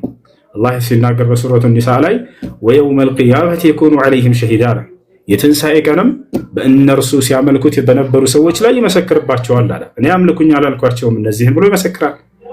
ገብርኤል ሚካኤል ገና ይጠየቃሉ። ዛሬ እየሳላችሁና እየቀረጻችሁ የምትሰግዱላቸውና የምትጠይቋቸው ሁሉ መላእክቶች አላህ የትንሣኤ ቀን እጠይቃቸዋለሁ መልሳቸውም እንዲህ ነው ብሎ ይናገራል። ቃለ ሱብሓነሁ ወተዓላ ወየውመ ነሕሹሩሁም ሱመ ነቁሉ ሊልመላኢካ አሃኡላኢ አለዚነ ኢያኩም ካኑ ያዕቡዱን ቃሉ ሱብሓነከ አንተ ወልዩና ሚን ዱኒሂም በል ካኑ ያዕቡዱነ አልጅን አክሰሩሁም ቢሂም ሙእሚኑን ይላል። የትንሣኤ ቀን መላእክትንም ሰዎችንም ነቢያትንም ሁሉ በመሰበሰበባቸው ቀን ይላል አላህ። ይሰበሰባል ሁሉ ሲመለክ የነበረ ሁሉ ይጠየቃል። አምልኩኝ ብለሃል ወይ እነዚህን ህዝቦች ተብሎ ልክ ዒሳ እንደተጠየቀው ገብርኤል ሚካኤል ይጠየቃል ገና። ثم نقول للملائكة ከዚያም ለመላእክቶች እንዲህ እላቸዋለሁኝ አለ አሃኡላኢ ኢያኩም ካኑ ያዕቡዱን እነዚህ ለእናንተ ሲሰግዱላችሁና ሲጠሯችሁ ሲለምኗችሁ ነበር ይህ እናንተ ታውቃላችሁ ብሎ መላእክቶች ይጠይቃቸዋል። መላእክቶች አሁን ምን ይላሉ? ወደ አላህ ሸሺዎች መሆናቸውን ወደ አላህ የተጠጉ መሆናቸውን ለራሳቸው ይናገራሉ። ቃሉ ሱብሓነክ ተወልከቱ አምላካችን አላህ ወይ ጥራት ይገባ በመጀመሪያ ይላሉ። ቅድም ዒሳ አምልኩኝ ብለሃል ወይ ሲባል ምን አለ? ጥራት ይገባ አለ። መላእክቶችም እነ ገብርኤል ሚካኤል አሁንም አምልኩኝ ብለሃል ወይ ሲባሉ ጥራት ይገባ አሉ። አያቸው ነቢያቶችና መላእክቶች ሁሌ ለአምላክ ክብር ነው የሚጨነቁት። ሁሌ ስለ አምላክ ክብር ነው የሚናገሩት። ዒሳ ምን አለ? ጥራት ይገባ አለ። መላእክቶች ምን ይላሉ? ጥራት ይገባህ በአንተ ላይ አጋር ከመደረግኛ ለእኛ ከመሰገድኛ እኛ ከመጠራት አንተ የተጠራራህ ነህ። ከዚህ ይህ ሁሉ አምልኮ ለአንተ ብቻ ነው የሚገባ ይላሉ። አንተ ወልዩና ሚን ዱኒሂም ይላሉ ታራ መላእክቶች። አንተ ለእኛ ሲጀመር ረዳታችን ነህ። ያለ አንተ ማን አለን እኛ ሲጀመር? አይደለም ለእኛ እንዲሰግዱና እኛን እንዲጣሩ ልንጠራቸው እኛ ሲጀመር ወደ አንተ የምንጠጋነን ያንተን እርዳታ የመንሻለን ይላሉ። ይህ ነው በልካኑ ያዕቡዱን አልጅን ይላሉ። ይልቁንስ ሰይጣንን ነበር ሲያመልኩ የነበሩት ይላል። ለምን? ማንኛውም ከአላህ ውጭ ሌላን አምልኮ እየሰራ ያለ ሰው ያ በሰይጣን ጉትጎታ ነው እየተሰራ ያለው። ገብቷችኋል? ሰይጣን ከሰማይ በተጣለ ጊዜ ምን አለ? ከአንተ ውጭ ሌላን አካል እንዲያመልኩ መንገድህንም እንዲስቱ አደርጋቸዋለሁኝ አለ። አብርሃም ልክ እንዲሁ አባቱን አባዬ ሆይ ከአላህ ውጭ ሌላን አካል አትገዛ ቀርጸህና ስለህ ባለው ጊዜ ምን አለው? ቃለ ላ ተዕቡድ ሸይጣን፣ አባዬ ሆይ እየተገዛ ያለው ሰይጣንን ነውና ሰይጣንን አትገዛ ነው። እንደው ለሰይጣን እየሰገዱ ነው ወይ? አይደለም። ነገር ግን ይሄን አምልኮ እየሰሩ ያሉት በሰይጣን ጉትጎታ ነውና ነው፣ በእርሱ ትእዛዝ ነውና ነው። ቦታችኋል አይደል? ይህን ይመስላል እና ከወዲሁ ቆም ብላችሁ አስቡ። እናንተ ክርስቶስን ከወደዳችሁት አውቃለሁ ክርስቶስን እንደምትወዱት፣ ግን በተሳሳተ ሁኔታ ነው የወደዳችሁት። ቦታችኋል አይደል? ክርስቶስን የሚጠላ አንድ ክርስቲያን ይኖራል ብዬ አልገምትም። ሁላችሁም ወዳችሁት፣ ግን ውዴታ የሚገለጸው የእርሱን ትእዛዝ በመከተል እርሱ ያዘዘውን አስተምህሮ በመከተል ነው። እርሱ ያስተማረው አንድ አምላክ አለ፣ ያን አምላክ አምልኩ ብሎ ሰብኳል፣ ሄዷል። ገብታችኋል? እነ አብርሃም፣ እነ ይስሐቅ፣ እነ ያዕቆብ እነዚህ ሁሉ ነቢያቶች የሰበኩትን አንዱን አምላክ አስተምሮ ነው የሄደው። ክርስቶስ በጊዜው እኔን አምልኩኝ አላለም በፍጹም። የትኛውም ቦታ ላይ እኔ አምላካችሁ ነኝም ብሎ አላስተማረም። ስለዚህ ሞት ሳይመጣባችሁ በፊት የክርስቶስን መንገድ አደራ፣ ነገ እንዳታፍሩ። የትንሣኤ ቀን ወላሂ ነው የምላችሁ፣ እኔ ከልቤ ነው ማዝንላችሁ። ገብታችኋል? እዚህ ቦታ ላይ ማንም ከፍሎን ወይንም የሆነ ነገር ሰው ገፍቶን ምናምን አይደለም፣ ግን የነቢያትን መንገድ እንድታገኙ ነው። የክርስቶስን መንገድ፣ የአብርሃም መንገድ፣ የኢስሐቅ፣ የያዕቆብ፣ የማርያም፣ የዘከርያስ፣ የዮሐንስ እነዚህ ሁሉ በቁርአን ላይ ብትመጡ አላህ ጻድቆች ናቸው ብሎ ጽፎላቸዋል። ሙሐመድ ሆይ ከአንተ በፊት የነበሩ ጻድቃን እነዚህ ናቸው ወቃቸው ብሎ አስታውቋቸዋል። ማርያምን አላህ ስብሐነሁ ወተዓላ ጻድቅ ነች ብሎ በቁርአን እንደሚናገር ታውቃላችሁ። ወኡሙሁ ስዲቀቱን ይላል፣ እናቱ ግን ጻድቅ ነች ይላል ማርያምን። ነቢዩ ሙሐመድ ሰለላሁ ዐለይሂ ወሰለም ሐዲስ ላይ ክርስቶስን ሲያነሱት ፈአቁሉ ከማ ቃለ አልዓብዱ ሷሊሕ ይላሉ፣ ጻድቁ የአላህ አገልጋይ እንዳለ እኔም ብላለሁ ይላሉ። ጻድቁ ብለው ነው የሚጠሩት። ነቢዩ ሰለላሁ ዐለይሂ ወሰለም አንድንም ሰው ቁርአን ሐዲስ ላይ ጻድቅ አላሉ፣ ክርስቶስን ብቻ ሲቀር። ሌላው ጻድቅ አይደለም እና አብርሃም ለማለት አይደለም። ለምንድን ነው ጻድቅ ተብሎ እሱ የተለየበት? ማርያምን አላህ ስብሐነሁ ወተዓላ በቁርአን ላይ ጻድቅ ያለው እርሷን ብቻ ነው፣ ሌላን አላለም። ለምን ይመስላችኋል ጻድቅ የተባሉበት ምክንያት? ምክንያቱም እነዚህ ሁለት ግለሰቦች ማርያምና ክርስቶስ በዘመናቸው በነበሩ በህዝቦቻቸው ዘንድ ተወግዘው ነበረ። እርሷን በዝሙት ነው ልጁን ያመጣሽው ብለዋታል። እርሱንም አይሁዳውያኖች አስተባብለውታል። ክርስቶስነቱን ጻድቅነቱን አስተባብለዋል። ይሄ አማጺ ነው ብለው ነው የነቢያትን ህግና ስራ ሽሮ የመጣ ሐሰተኛ ነብይ ነው ብለው አስተባብለውታል። ታዲያ አላህ ስብሐነሁ ወተዓላ ለነዚህ ክብር ቆመላቸው። በቀጣዩ ነብይ በሚያወርደው በመጽሐፍ በቁርአን በሐዲስ ላይ ጻድቅ ሰው ነበር ብሎ ጻፈላቸው። ገብታችኋል? ክርስቶስም ምን ብሏል? ከእኔ በኋላ የሚመጣው ግን ያከብረኛል ብሏቸዋል።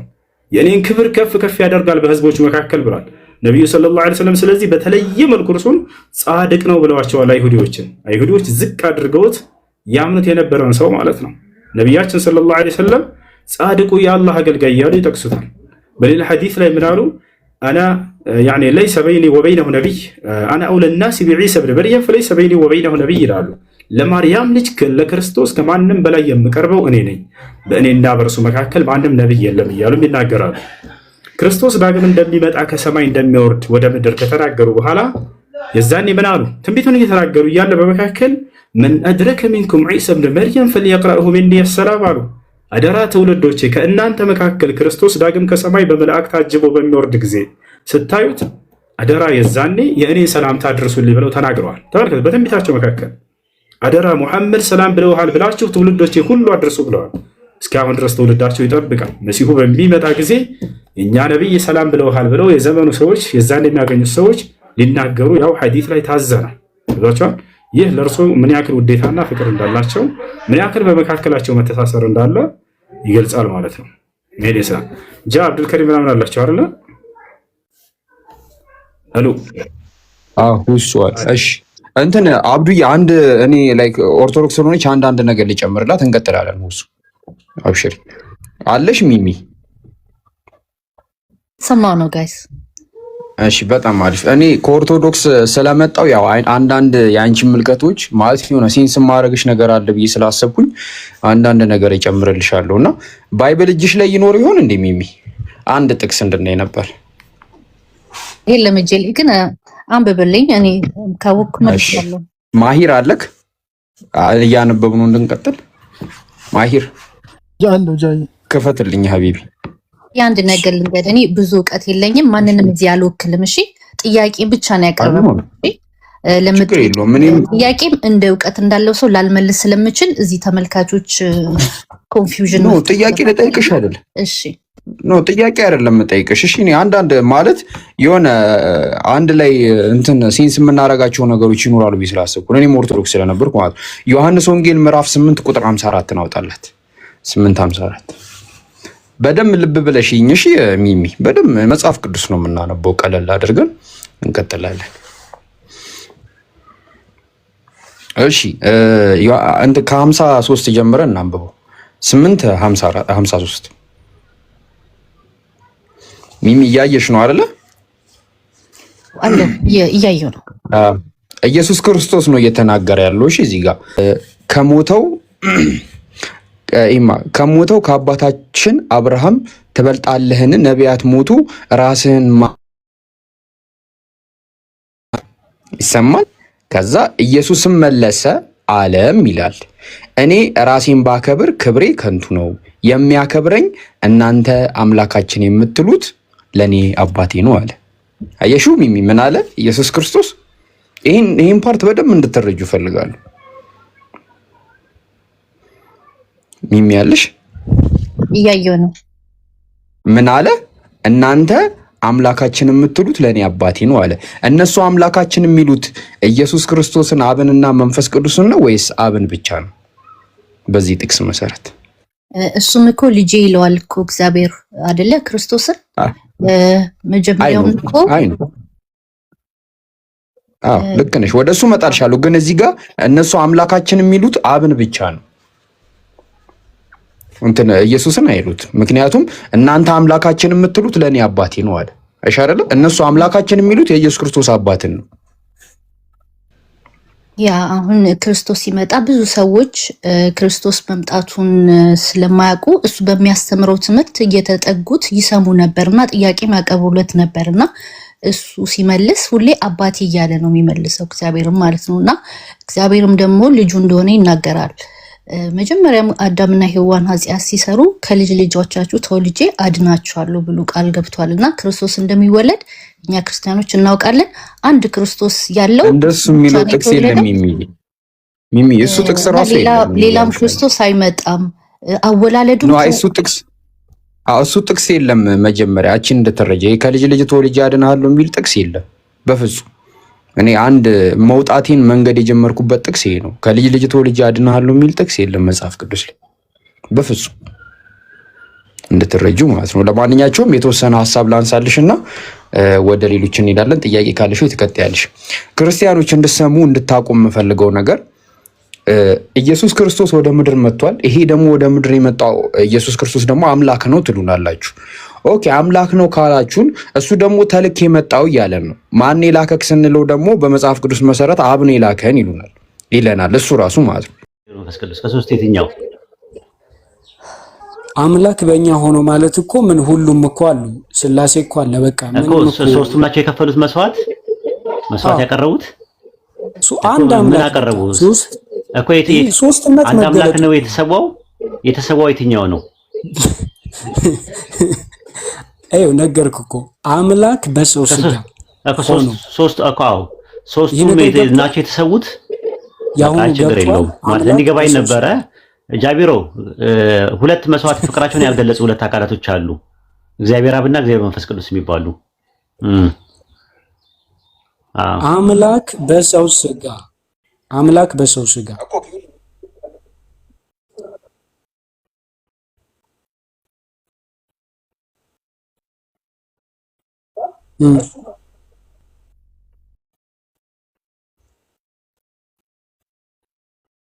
እና ይሄ ፍቅር መገደል አልፈልግም ብሎ ሳይሆን የት ነው ያለው?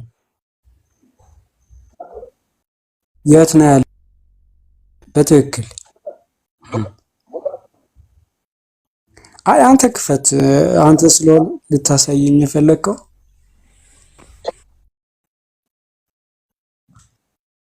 አይ እቀበልሃለሁ፣ ችግር የለውም። እሺ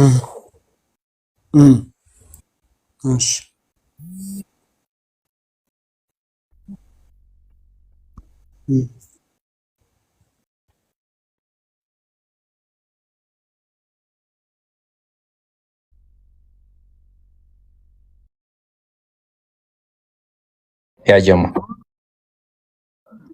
በቃ ትችላለህ፣ ግን እንትን ነው ሚዩት ነው፣ ሁላችንም አይሰማም። እንዴት እንደሆነ እኔ እንጃ።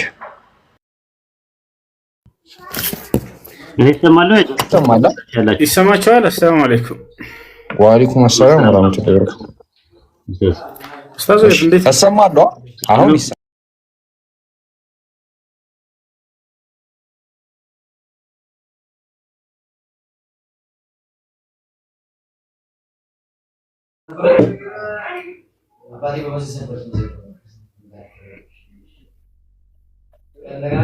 ጃቢር ሞክረው ወይ ኡስታዝ። አይ አሁን ሰርቷል። እዚህ ስክሪን ላይ ሚዩት አይነሳም እንትን ሲል። እስከዛ እስኪወጣ ድረስ የፖስትኩትን ቪዲዮ ሄዳችሁ እዩት። እኔ ዓለም ነው የቀረባችሁ፣ እዛ ትልቅ ድግስ ነው ያመለጣችሁ። ሄዳችሁ እዩት። እሺ ጌዲ አለክ? አለው። እሺ ወደ ማቴዎስ ወንጌል እንሄዳለን። እሺ እስኪያወጣልህ ድረስ ጠብቅና ሉቃስ ወንጌል ምዕራፍ 22 ቁጥር 41 ላይ ምን ያለ መሰለህ? ከእርሱም የድንጋይ ውርወራ ያህል ርቆ ተንበርክኮ ጸለየ፣ እንዲህም አለ ይላል፣ አባቱ ፍቃድ ከሆነ ይቺ ጽዋ ከኔ ውሰድ፣ ነገር ግን የእኔ ፍቃድ ሳይሆን የአንተ ፍቃድ ይፈጸም አለ። ኢየሱስ ክርስቶስ የእኔ ፍቃድ ያለው ምንድን ነው? የራሱ ፍቃድ አለው። ከዛ ደግሞ የአምላኩ ደግሞ ፍቃድ አለው ማለት ነው እኮ። የኢየሱስ ክርስቶስ ፍቃድ ምንድን ነው? የራሱ ፈቃድ ማለት እዛ ላይ ማለት እዚህ ጋር አንድ ነገር እንድትረዳ፣ ሄደ ተንበርክኮ ምን አለ ነው ያልከው? ጸለየ። ከዛ እዛ ላይ ምንድን ነው የደም ላብ ያልበዋላ እሷ ከስር ነው። አሁን ግን የጠየቅኩህ እኔ የእኔ ፍቃድ ሳይሆን የአንተ ፍቃድ ይሁን አለ። አሁን ሁለት ፍቃድ ነው፣ ገባ? የእግዚአብሔር ፍቃድና የኢየሱስ ፍቃድ ተለያይቷል። የኢየሱስ ፍቃድ ምንድን ነው? የእግዚአብሔር ፍቃድ ምንድን ነው? አሁን እዛ ጋር ማለት በትክክል ስማይ፣ ግን በደንብ መለኮታዊ እንትኑ ላውራ። እኛ በእርሱ ሆነ እኔ ጠየቅኩህ የእግዚአብሔር ፍቃድ ምንድን ነው? የኢየሱስ ፍቃድ ምንድን ነው? ፍቃዳቸውን ንገረኝ። ማውራት አልችልም፣ መመለስ አልችልም እኮ ፍቃዳቸውን ነው አይጠየቁህ። እኔ ፍቃዳቸው ምን እንደሆነ ነው እኮ መመለስ አልችልም። በቃል ትችላለህ እኮ ትናንት ስታነቡ ስለነበር ስላየው ነው። እኛ በእርሱ ሆነን የእግዚአብሔር ጽድቅ እንሆን ዘንድ ኃጢአት ያላወቀውን እርሱን ስለኛ ምን አደረገው ይላል? ኃጢአት አደረገው ይላል። ያ ማለት እሱ ጻድቅ ነው፣ እሱ ጻድቅ ነው። እሺ ግን እኛ በእርሱ ስፍራ ሆነን እርሱ ደግሞ በእኛ ስፍራ ሆኖ ቦታ ተቀየረ መስቀል ላይ። ያኔ የኛ ጭንቀት የኛ ስቃይ እርሱ ላይ ተቀመጠ። እርሱ ላይ ሲቀመጥ የደም ላብ ትናንት ስተዋሩ ለምን ያልበዋል ለምን ስትሉ እኔ እሱን አይደለም የጠየኩት። አሁን እንግዲህ አሁን ምን መሰለህ አሰልቺ ነው የሚሆነው፣ ገባህ አይደለ?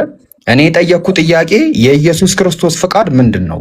የአብስ ፍቃድ ምንድን ነው? ለምን ፈራ ነው እኮ አንተ። ለምን ፈራ አይደለም፣ ፍቃዱ ምንድን ነው? የኔ ፍቃድ ሳይሆን ያንተ ፍቃድ ይሁን አለ። የኔን ፍቃድ ያለው የከለከለውና ያንተ ፍቃድ እኮ የአባቱ ፍቃድ ምንድን ነው? የአባቱ ፈቃድ እርሱ ኦን ዘ ክሮስ መስቀል ላይ ሳክሪፋይ እንዲሆን ዋጋ እንዲሞት አይደለም? አዎ የአባቱ ፍቃድ ልጅን አሳልፎ እንዲሞት። የኢየሱስ ፍቃድ ምንድን ነው? የኢየሱስ ፍቃድ ምንድን ነው? እዛ ላይ ምን መጣ? ፊር መጣ፣ ፍርሃት መጣ። የእሱ ፍቃድ ምንድን ነው? የኢየሱስ ክርስቶስ ፍቃድ ምንድን ነው? የእሱን ብቻ ንገረኝ ወንድሜ። ማለት ለምን አሰማኝ? እኔ ማውራት አልችልም። የእግዚአብሔር ፍቃድ እንዲሞት ነው፣ እንዲገደል ነው። የክርስቶስ ፍቃድ ምንድን ነው? መለኮት ልጁን ወስኖ በቃ አንድ ደቂቃ አለ ካጠቃልና በቃ ጨረስን። ወደ ሌላ ሰው እንሰጣለን። ልጁን ለመስጠት አንድ ደቂቃ አለ ካጠቃል እኮ አንድ ደቂቃ አለ ካጠቃል። እዛ ላይ ኃጢአት ተደረገ። ኃጢአት ሲደረግ ፊር መጣ፣ ፍርሃት መጣ። ሲፈራ ማለት ዋጋ ለሰው ልጆች ሊከፍል ስለነበረ የኛን ሙሉ ኃጢአት፣ የኔን ኃጢአት፣ ያንተን ኃጢአት እግዚአብሔር በመስቀል ያኔ እሱ ላይ ያስቀመጠው። ተሰቃየ፣ ተጨነቀ፣ ስለ በደላችን ደቀቀ ይላል። ያ ማለት ምንድነው? ስቃዩ ምንድነው? ከዛ መለኮት ደግሞ እርሱን ተው። እዛ መስቀል ላይ ሲተው ምን አለ? አምላኬ አምላኬ ስለምን ተውከኛል? ምክንያቱም እሱ ላይ የኔና ያንተ ኃጢአት ተቀምጦ ነበር። መለኮት ኃጢአትን ስለማይተባበር ትክክለኛው ፍርድ ስለሚገባ ሞት ይገባው ነበር ኢየሱስ ግዴታ። ምክንያቱም እኔ እናንተ ነበርን መሞት የነበረብን። እርሱ እዛ ላይ ኃጢአት ተደረገ። ኃጢአት ሲደረግ ተጨነቀ፣ ተሰቀ፣ የደም ላብ አላበው ማለት ምን ያህል ፔኑ ከባድ እንደነበር ነው የሚያሳየው። ከዛ በኋላ ክርስቶስ የመጨረሻውን ክፍያ ከፈለ። የኛ አምላክ ፍቅር ይህ ነው። የእናንተ ግን የኛን አምላክ ፍቅር የሚበልጥ ጨርሰሃል። በቃ ደቂቃን እስኪ ንገረኝ። ደቂቃን ጨረስክ። አንድ ደቂቃ ሰጠውክና መልስልኝ እኮ ልንገርህ። የኛን ደግሞ ልመልስልህ። እሺ አዎ፣ እኛ አምላካችን አለ እዝነቱን በምንድን ነው የሚያሳየን? ላይክ ምንም አይነት ጥፋት ብናጠፋ፣ ምንም አይነት ኃጢአት ብንሰራ ገባክ አይደለ? ከልባችን ተጸጽተን ንስሐ ከገባን ይቅር ይለናል። ከዛስ አንተ ንስሐ ስትገባ ስታጠፋ እሱን ሄደ ይቅር በለኝ ስትለው ደግመ እንደምታጠፋ እያወቀ ንስሐን ይቀበላል። እኛ እዝነቱ ያ ነው። ላይክ ይሄ ደም አፍስሱልኝ፣ እርግብ መታችሁ ቁረጡልኝ፣ በግ ግደሉልኝ ምናምን የሚል አምላክ የለንም።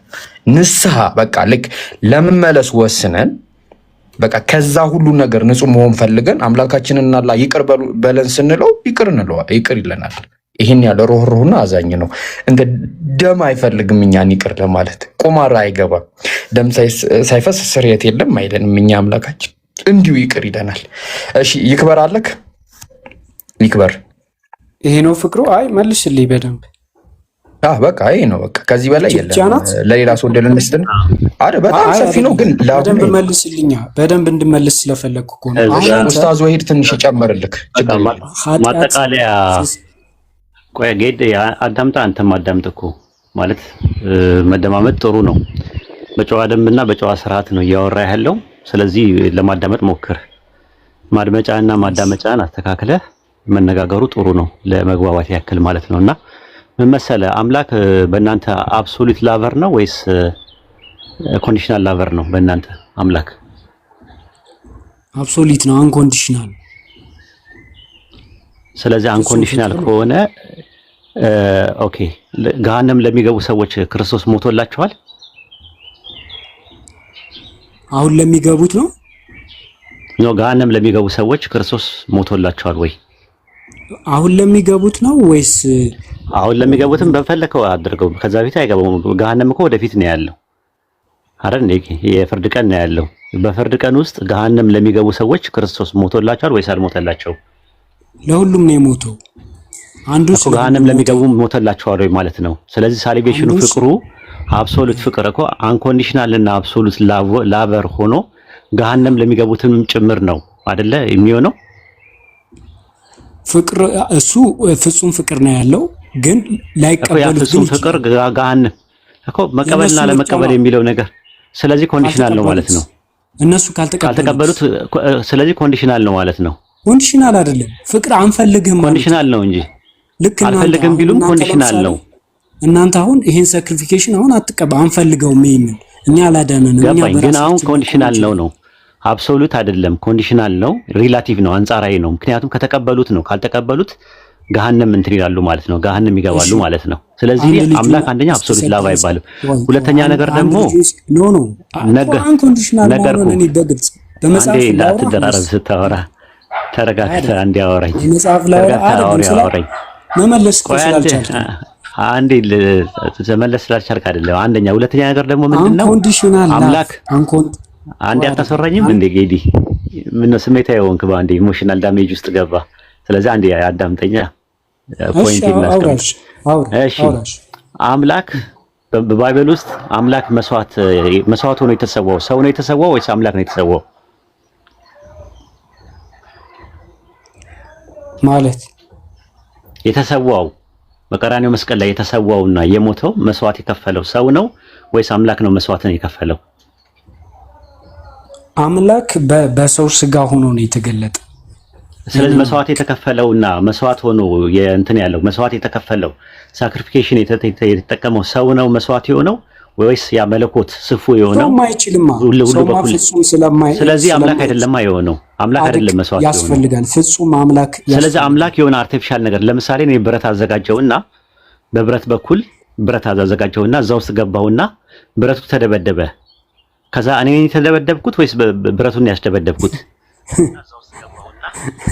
አይ አይደለም ያንተን ታስረዳኛለህ ያንተን አምላክ ፍቅር ካልቻልክ እኮ ኖ በቃ የለም እኮ እናንተ ጋር የለም እኮ የኛ ፍቅሩን ነገርና አንደኛ ፍቅሩን መሰለህ ፍቅሩ ፍቅሩን ልንገርህና አንድ መልእክት ማስተላልፈው አለ እሱን አስተላልፌ እወጣለሁ። አንደኛ ፍቅሩን የነገርንህ አላቸው ቸርነቱ ራይሄው ንሳ በሚገቡ ሰዎች ላይ ፍቅር አለው አለ አፍቃሪ ነው ፍጡራንን ያፈቅራል ይብል ልጅ የሚሰጠው ራሱ ስለሚያፈቅረን ነው ዝናብ የሚሰጠን ስለሚያፈቅረው ነው ጀነራሊ ሁሉንም ሰው ይወዳል አላህ ይሄ ጀነራሊ ነው ስፔሲፋይ ተደርጎ ደግሞ አማኞችን የሚወዳል ወደሱ በንሳ የሚመለሱትን ተጥራሪዎችን በዳይ ያሉን ሰዎችን አማንያንን አላህ የሚወድበት መውደድ አለ ካዲያንን ደግሞ ይጠላል ራሱ አላህ ማለት ነው ይጠላል ስፔሲፋይ አድርጎ ማለት ጀነራሊ ግን የሚወደው ሙጅመል በሆነ ነገር የሚወደው ልጅ ይሰጣል ዝናብ ያዘንባል ፈጥሮ ህይወት ሰጥቶናል ልጆች ይሰጠናል ይሄ ነገር አጠቃላይ ለፍጡራኖቹ የሚያደርገው ራሱ የፍቅሩ መገለጫ ነው እንደ ቁርአኑ ማለት ነው ይሄን ይመስላል ስፔሲፋይ ግን ተደርጎ አምላክነቱ ማለት የሚገመት ነገር ነው እንጂ ይሄ በጣም እንደዛ ነው በባይብል ግን ከሄድክ ግን አስደናቂ ግን አይደለም በባይብል ከሄድክ ግን አስደናቂ አይደለም አሁን አንተ ነህ ስታንዳርዱን ያወጣልህ ለምን መስዋዕት ያልከፈለው አሉ ሲጀመር አምላክ መስዋዕት አልከፈለም አምላክ አልተሰዋም ሲጀመር አንተም ትምህርት አይልማ እንደዛ ባይብል ላይ የተሰዋውና የሞተው ሰው ነው የሞተው ሰው ነው መስዋዕት የከፈለው እንጂ ራሱ አይልማ ባይብል ላይ ከኦሪት ዘፍጥረት እስከ ራዕየ ዮሐንስ ድረስ አንድ አትደራረብ እንግዲህ አትደራረብ ስታወራ ኦቨርላፕ አይፈጠር እና አምላክ ሞተ የሚል አምላክ መስዋዕት ሆነ የሚል የለም መስዋዕት የሆነውና የሞተው ሰው ነው እዛ ጋር ሲያናገር ያ ደግሞ ምንድነው አርቲፊሻል ነገር ነው ራሱ አይደለም አምላክ የሞተው አንደኛ ሁለተኛ ነገር ደግሞ አምላክ በስጋ ሞተ እንኳን ብትሉ የሞተው ወልድ የሚባለው ነው እግዚአብሔር ወልድ የሚባለው ነው ሁለቱ አልሞቱ ሁለቱ እግዚአብሔሮች ማማና እግዚአብሔር አብና እግዚአብሔር መንፈስ ቅዱስ የሚባሉ ሁለት አካላቶች አምላክ የሆኑ አካላቶች እግዚአብሔር አብ የሚባል አምላክ እግዚአብሔር መንፈስ ቅዱስ የሚባል አምላክ ፍቅራቸውን አልገለጹ ለምን እነሱ አልሞቱማ በተለይ መንፈስ ቅዱስ አልሞተም ራሱ ስትመለከተው ማለት ነውና ከዛ አንፃር ነው የምንመለከተው ይሄን ይመስላል አይሰማም ምሳሌው ላይ መኮንኑ ማን ነው ይቆራርጥብኛል ምሳሌው ላይ መኮንኑ ማን ነው መኮንኑ ለምሳሌ አንድ መኮንን ለራሱ መንግስት ይዞ ሊመለስ ወደ ሩቅ አገር ሄደ ይላል አሁን እዚህ ጋር ምሳሌው መኮንኑ ኢየሱስ ነው ምክንያቱም ዮሐንስ ወንጌል ምሳሌው ራሱ ነው ምሳሌው ራሱ ነው እኮ መኮንኑ እኮ ኢየሱስ ነው መኮንኑ ኢየሱስ አይደል ይሄ መኮንን ከዛ በኋላ ምን ብሎ ይናገራል ከመጣ በኋላ ምን ይላል እዚህ ጋር እላቸዋለሁ ላለው ሁሉ ይሰጠዋል ከሌለው ግን ያለው እስኳ ይወሰድበታል ይላል ነገር ግን እዚያን ባላያቸው ለነገስ ያለው ዶርትን ጠላቶች ወደዚህ አምጣቸው በፊት ይመረዷቸው ይላል ያ የሚለው መኮንኑ ነው የሚለው መኮንኑ በምሳሌ ነው የሚነግራቸው ማን ነው መኮንኑ ምሳሌ ውስጥ ማን ነው መኮንኑ ምሳሌ ውስጥ የመኮንኑ ምሳሌ ነገርኩ ኢየሱስ ክርስቶስ ነው የእግዚአብሔር መንግስት ነው ኢየሱስ ክርስቶስ ስለዚህ ሲመለስ እንደሚያርዳቸው እየተናገረ ነው ገባ የእግዚአብሔር ገና ቁጥር 11 ነው የሚጀምረው አይደለም ምሳሌውን እኮ ማረዱ ምሳሌ ነው እንጂ ምሳሌ ኢየሱስ ክርስቶስ ሲመጣ አርዳቸው ላይ ያዛል ብለህ ማለት ነው ያ ራሱ እኮ ነው ያለው ቁጥር 11 ላይ እነሱም ይሄን ሲሰሙ ወደ ኢየሩሳሌም መቅረቡ ስለሆነ የእግዚአብሔር መንግስት ሊገለጥ እንዳለው ስለመሰላቸው በምሳሌ ጭምር ተናገራል ስለዚህ የእግዚአብሔር መንግስት መኮንን ብሎ መንግስት ይዞ ሊመጣ ነው የሚለው ተስማምተናል ያው ጥሩ አንባቢ ስለሆንክ ገብተዋል ብዙ ታስቸግረኛለህ ብዬ ነበር የጠበኩት ግን ጥሩ አንብበዋል ዮሐንስ ወንጌል ምዕራፍ 14 ላይ የአባቴ ቤት ብዙ መኖሪያ አዘጋጅላችኋለሁ ብሎ አይደል ሄደው ልክ እንደዛ መኮንኑ ምሳሌው እዛ ላይ ነው ከዛ ሲመለስ እንዲነግስ ያልፈቀዱለት እነማን ናቸው እንዲነግስ እኮ አልፈቀዱለትም ብዙዎቹ አይደል ብዙዎቹ አልፈቀዱለትም ሲመለሱ እነሱን ረዷቸው እንደሚል ተናግሯል እዚህ ላይ ምሳሌ ውስጥ ቀጥታ እንደዛ ነው የሚናገር እኮ ምሳሌ ላይ ረዷቸው ካለ አሁን ረዷቸው ካለ እግዚአብሔር መንግስት ሲመጣ ኢየሱስ ክርስቶስ ረዷቸው ነው የሚለው ማለት ነው ወይ ነው ልክ እንደመጣ እንደዛ እንደሚል ይነገራል ያው ኧረ በእናትህ መኮንኑ አለ ነው እንጂ ያለው እሱ አሁን ኢየሱስ ክርስቶስ እና ታዲያ እንዴ ለምሳሌ ረዷቸው በማን ነው መጥቼ ረዷቸው ላለው ማለት ነው አዱናኪ እኮ ኢየሱስ እንደሆነ እኮ መኮንኑ እኮ ተስማማን እኮ በቃ መኮንኑ ኢየሱስ እንደሆነ እኮ ተስማማን አይደል? እሺ ቆይ ወለ አብዱል ከሪም ወንድሜ ይወለ ቀደም ሁሱ ልጅቷን ሲያስረዳት ዳይሬክት ምንድን ነው የሚባለው? ዳይሬክት ቃሉን በጥሬው ነው ለልጅቷ ሲያስረዳት የነበረው። ግን ምሳሌ መሆኑ ራሱ አልነገራት። ኢየሱስ ክርስቶስ በፊት የረዷቸው ብሎ አዟል ብሎ ተናግሯል እኮ። እኔ ማሳሳት ነው የሚባለው በነገራችን ላይ አይደለም።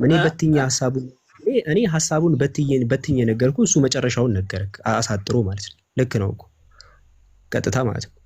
እኔ ማለት አልነበረበትም ግን ማለት አልነበረበትም እንዴ ይሄው ያው ነው። ልክ ነው እኮ እሱ ተራሱን እኮ የነገረው። በቃ እዚህ ጋር ኢየሱስ ቀጥታ ራሱ እኔ ምናምን ብሎ ሳይሆን ያው መኮንኑ ምናምን ብሎ ቀጥታ በምሳሌ አድርጎ ነገራቸው ስለራሱ ወጥቶ እንደዛ እንደምን አንተ አሁን ለምሳሌ ከምንድነው ሪፈር ያደረገው? ከምንድነው ሪፈር ያደረገው?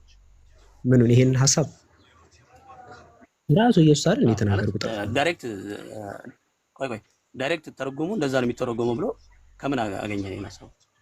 ይሄው ኢየሱስ ራሱ እኮ ንግግሩ ቃሉ ቀጥታ አማርኛ የሚነበበው አማርኛ ነው። እንግዲህ ኢየሱስማ በምሳሌ ነው የተናገረው። ረዷቸው ሲል ረዷቸው የሚለው ነገር ምሳሌ እንደተናገረው ረዷቸው ማለት ረዷቸው ነው። ቆይ ልንገርህ፣ ረዷቸው ማለት ረዷቸው ነው። ምሳሌ ተናገረው። በእውነቱ ቆይ ልንገርህ፣ ምሳሌ ተናገረው ስለ መንግስቱ እንጂ ምሳሌ ተናገረው ማንነቱን ነው የቀየረው፣ ቀጥታ ክስ እንዳይመጣበት እንጂ ሌላ ነገር አይደለም። አሁን ወደ እንትኑ ወደ ሌላ ሐሳብ እንቆይኛው ላይ ተስማምተናል። እሺ ይቅርታ አድርግልኝና ማነው አብዱል ከሪም ወንድሜ ሁሱ ቅድም ምን ሲናገር ሰምቻለሁ። ኢየሱስ ክርስቶስን እንወደዋለን እኛም አለ እኛ ሙስሊሞች ኢየሱስ ክርስቶስን እንወደዋለን። ምክንያቱም የአላህ መልእክተኛ ስለሆነ ማለት ወይንም የእግዚአብሔር መልእክተኛ ስለሆነ እንወደዋለን። ግን እኛ እናመልከውም፣ በመልእክተኛነቱ ግን እንወደዋለን። አምላክ ስላልሆነ አምላክ ነው ብለን እንደናንተ እንትን አንለውም ብለዋል። አሁን ግን አንድ ጥያቄ መሰለህ፣ እናንተ አሁን እዚህ ጋር ያልገባችሁ ነገር አለ። ምናልባት ዮሐንስ ራእይ ላይ ቦታውን አሁን ባላስታውሰው ላውጣው ይችላል፣ ችግር የለውም። ግን ፊተኛውና ኋለኛው መጀመሪያና መጨረሻው እኔ ነኝ ይላል። ሞቼም ነበርኩ እነሆ ከዘላለም እስከ ዘላለም ሕያው ነኝ ብሎ ኢየሱስ ክርስቶስ ራሱን ይናገራል። ስለ አምላክነቱ በደንብ አስረግጦ ይናገራል። ከኔ በቀር ማንም የለም ይላል። ከኔ በቀር ማንም የለም። አንድ ጥቅስ ጠቀስክ አይደለ? አንድ ጥቅስ ከጠቀስክ ስለምንነት ነው የሚናገረው። እኔ አሁን ያውኑን ጥቅስ ራዕይ ዮሐንስ ምዕራፍ 1 ቁጥር 17 ላይ ነው የሚናገረው። አትፍራ ፊተኛው መጨረሻው እኔ ነኝ ብሎ ይናገራል። እዚህ ጋር ሲናገር ሞቼ ነበርኩ ብሎ ይናገራል። ፊተኛና ኋለኛነቱን እዚህ ሲናገር ይሄ አንጻራዊነት ንግግር እንጂ ወይም ደግሞ ልክ ለምሳሌ እንትን ላይ ሁላ ዮሐንስ አንዴ ቦታውን ንገረኝ። እሺ ቦታው ራዕይ 1:17 ነው ቦታው። ፊተኛ ሲባል ኢየሱስ በማዕረግ ደረጃ ነው እንጂ ልክ አምላክ በተባለበት ለምሳሌ አምላክ መልካም ሲባል የሆነ ሰውዬ መልካም ሲባል ሁለቱን ለማገናኘት አትታገሉ። አንድ የሆነ ሰው መልካም ተብሎ ሊባል ይችላል። አምላክ በመልካም በሚባልበት በፍጹምነት ማለት አይደለም። እዚህ ጋርም ኢየሱስ ፊተኛ ሲባል ልክ አምላክ ከሁሉ መጀመሪያ በሚለው ሴንስ አድርጎ መቀላቀል ጥሩ አይደለም።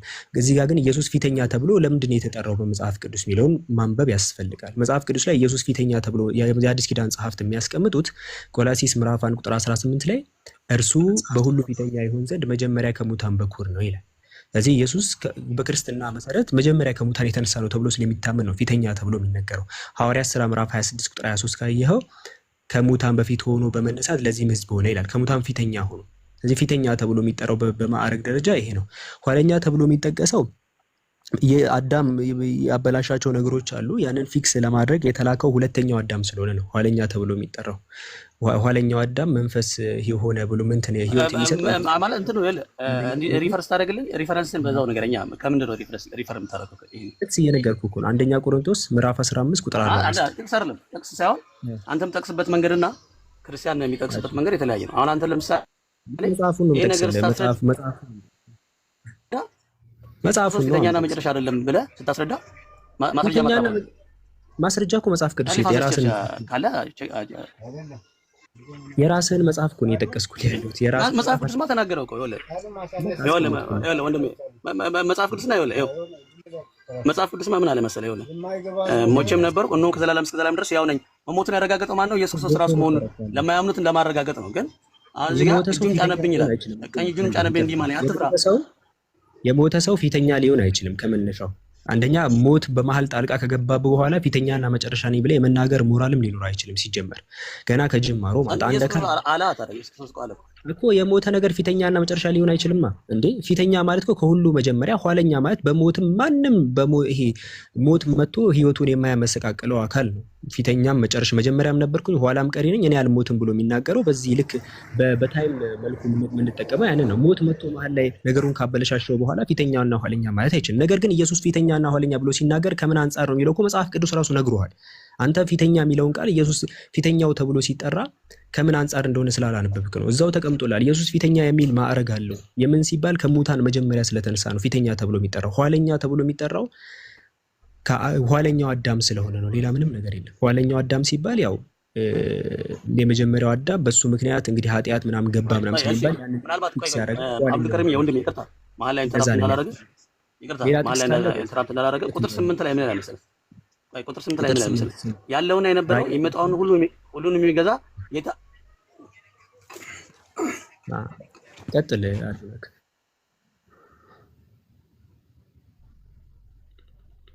ቀጥል አዱናክ። ሌላ ክርስቲያን ካለሽ አዱናክ ማገዝ የሚፈልግ እሱን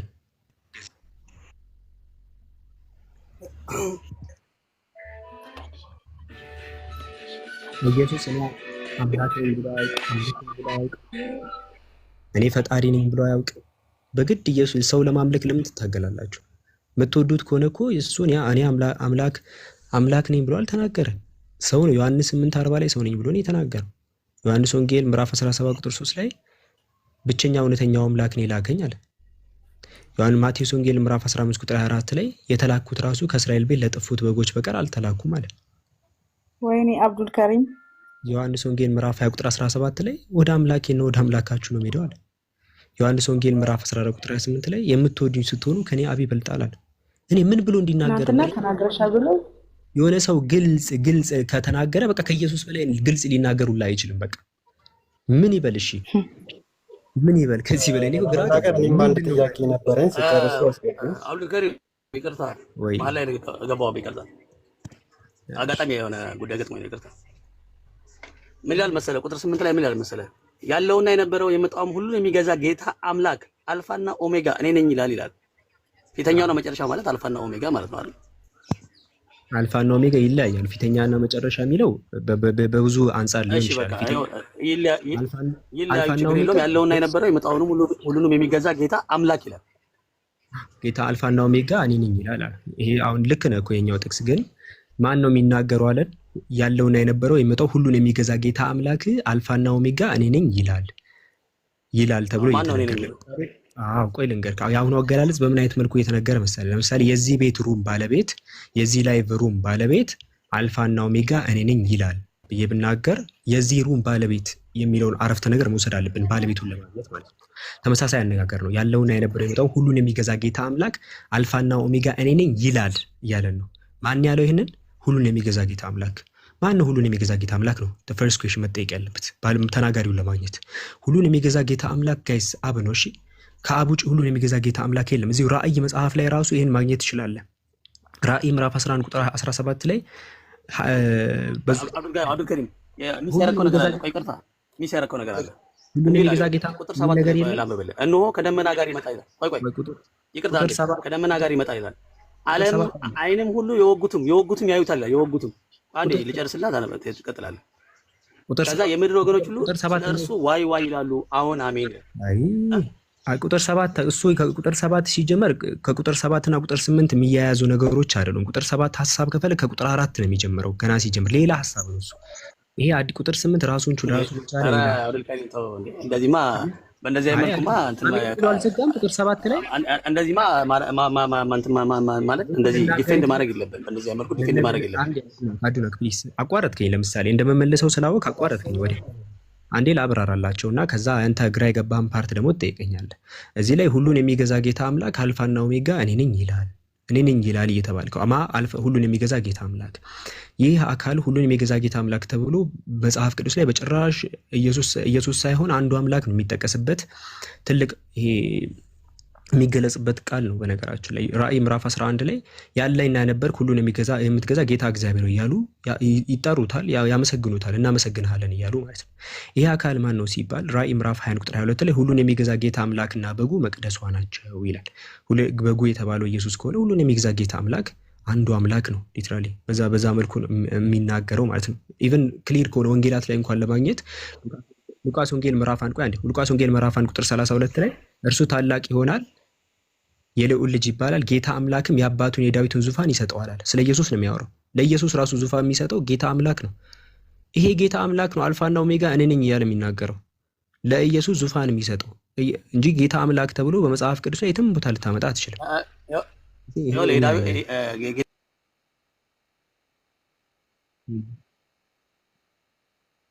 ማን ነው ሰጪው? ጌታ አምላክ የተባለው ማን ነው? ጌታ አምላክ የተባለው ማን የተባለው? ንግስናው ምን አይነት ነው? አይደለም የምታወራው ሌላ ርዕስ ነው። ንግስናው ምን አይነት ነው የሚለውን መች አወራን? ለምሳሌ ስለ ጫማ እያወራን ቆይ ላስረዳ ብለህ ስለ ስልክ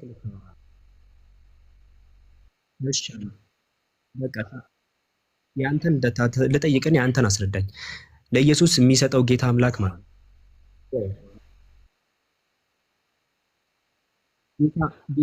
ጌታ አምላክ አንዴ ፕሊስ አዱና ካንዴ እሺ ሳብራራ አለ አንተ በራስህ የምታወራው አልከኝ። እሺ አንተ ልጠይቅ ስል እኔ ልጠይቅ አይደል እንደገባሁት ሁለቱንም እኮ አልፈለግም። ገባህ? አንደኛ እኔ ሳብራራ አዱና ካንዴ ሳንዴ አንዴ ልጠይቅህና እኔ ሳይለንት አድርጌ ቁጭ ብዬ አዳምጣለሁ። ችግር የለውም። እቺን ብቻ ልጠይቅና ሳይለንት አድርጌ አዳምጣለሁ። እሺ ጠይቅ። እሺ አብዱል ከሪም አመሰግናለሁ። እንሆ ይላል ቁጥር 7 ላይ አንዴ እስከምናገር ድረስ ትንሽ ተጠብቀኝ። ከዛ በኋላ ሳይለንት አድርጌ አዳምጣለሁ። ችግር የለውም። ታች አይሰማም። እንሆ ከደመና ጋር ይመጣል። የማን ነው የማይሰማው? የማን ነው የማይሰማው? ታች የሱ ነው። እሺ ጥያቄህን ጠይቅ። እሺ አዱናክ የኔ ነው የማይሰማው? ቀጥል በቃ። የኔ አይሰማም? ጥያቄህን ጠይቅ። ችግር የለውም አዱናክ። እሺ አንዴ ጠይቅ።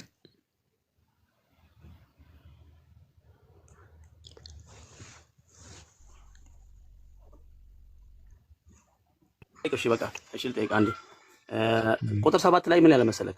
እነሆ ከደመና ጋር ይመጣል ይላል። ከደመና ጋር ይመጣው ማን ነው ብለን ስጠይቅ ምን ይለናል? አይንም ሁሉ የወጉትም ያዩታል። ማን ያዩታል? አይንም ሁሉ የወጉትም ያዩታል። የምድር ወገኖች ሁሉ ስለ እርሱ ዋይ ዋይ ይላሉ። አሜን አዎን አሜን ይልና ከዛ ምን ይላል? ያለውና የነበረው የሚመጣው ማን ነው? ከደመና ጋር ይመጣው ማን ነው? የሚመጣው ሁሉን የሚገዛ ጌታ አምላክ አልፋና ኦሜጋ እኔ ነኝ ይላል።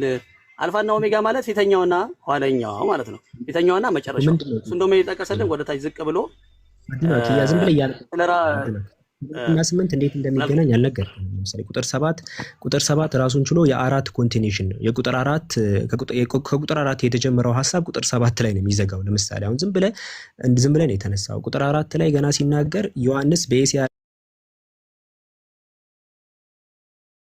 ለሰባቱ አብያተ ክርስቲያናት ካለውና ከነበረው ከሚመጣውም አንድ በዙፋኑ ፊት ካሉት ከሰባቱ መናፍስት ሁለት ከታመነውም ከሙታን በኩር ከምድር ነገስታት ገዢ ከሆነ ከኢየሱስ ክርስቶስ ጸጋና ሰላም ለእናንተ ይሆናልና ከሶስተኛው ስለ ኢየሱስ ማብራራት ጀመረ። ለወደደን እንዲላር ኢቭን ለአምላኩ ብሎ አምላክ እንዳልሆነ እዚሁ እየነገረን ለአምላኩ እንዲላረገ ምናምን እያለ ከዳመና አሜን ይሁን ምናምን ብሎ ዘጋ። ስለ ኢየሱስ አውርቶ ቁጥር 7 ሐሳቡ ራሱ እዚህ ያልቋል። ዝም ብለህ ቆርጠህ ነው አንተ ከሚቀጥለው ቁጥር ጋር ለማገናኘት እየታገልክ ያለው። ስለዚህ አይሃን ራሱ ማንበብ ይኖርባል። አውዱን ኮንቴክስት ዮሐንስ የመሰከረው ስለማን ነው? ስለማን የመሰከረው እዚህ? ቁጥር 4 ላይ የሚጀምረው ስለ ሶስት አካላት ነው የሚያወራው። ስለ ሶስት አካላት ካለውና ከነበረው ከሚመጣው ማን የተባለው? ይሄ ካለውና ከነበረው ከሚመጣው ከጌታ ከኢየሱስ ክርስቶስ ይሄ መጀመሪያ የጠቅሰው ኢየሱስ ነው። እሺ በዙፋኑ ፊት ካሉት ከሰባቱ መናፍስት ማን ናቸው እነዚህ?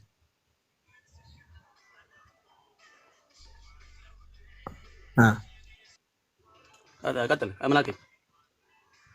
ከሶስት አለ ካለውና ከነበረው ከሚመጣው ማለት አንድ በዙፋኑ ፊት ካሉት ከሰባቱ መናፍስት አለ። ማን ናቸው እነዚህ?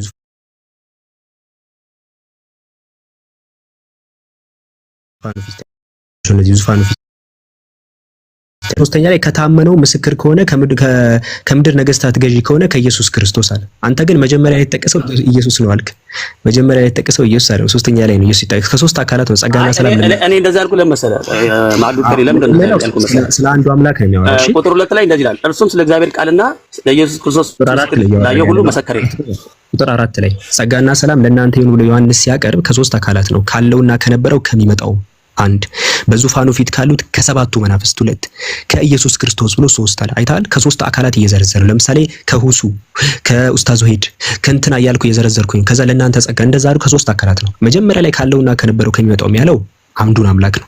ምክንያቱም ኢየሱስ ሶስተኛ ላይ ነው ያስቀመጠው። ከአንዱ አምላክ መጀመሪያ ካለውና ከነበረው ከሚመጣው ከዛ በዙፋኑ ፊት ካሉት ከሰባቱ መናፍስት አለ ሁለት፣ ከዛ ከኢየሱስ ክርስቶስ አለ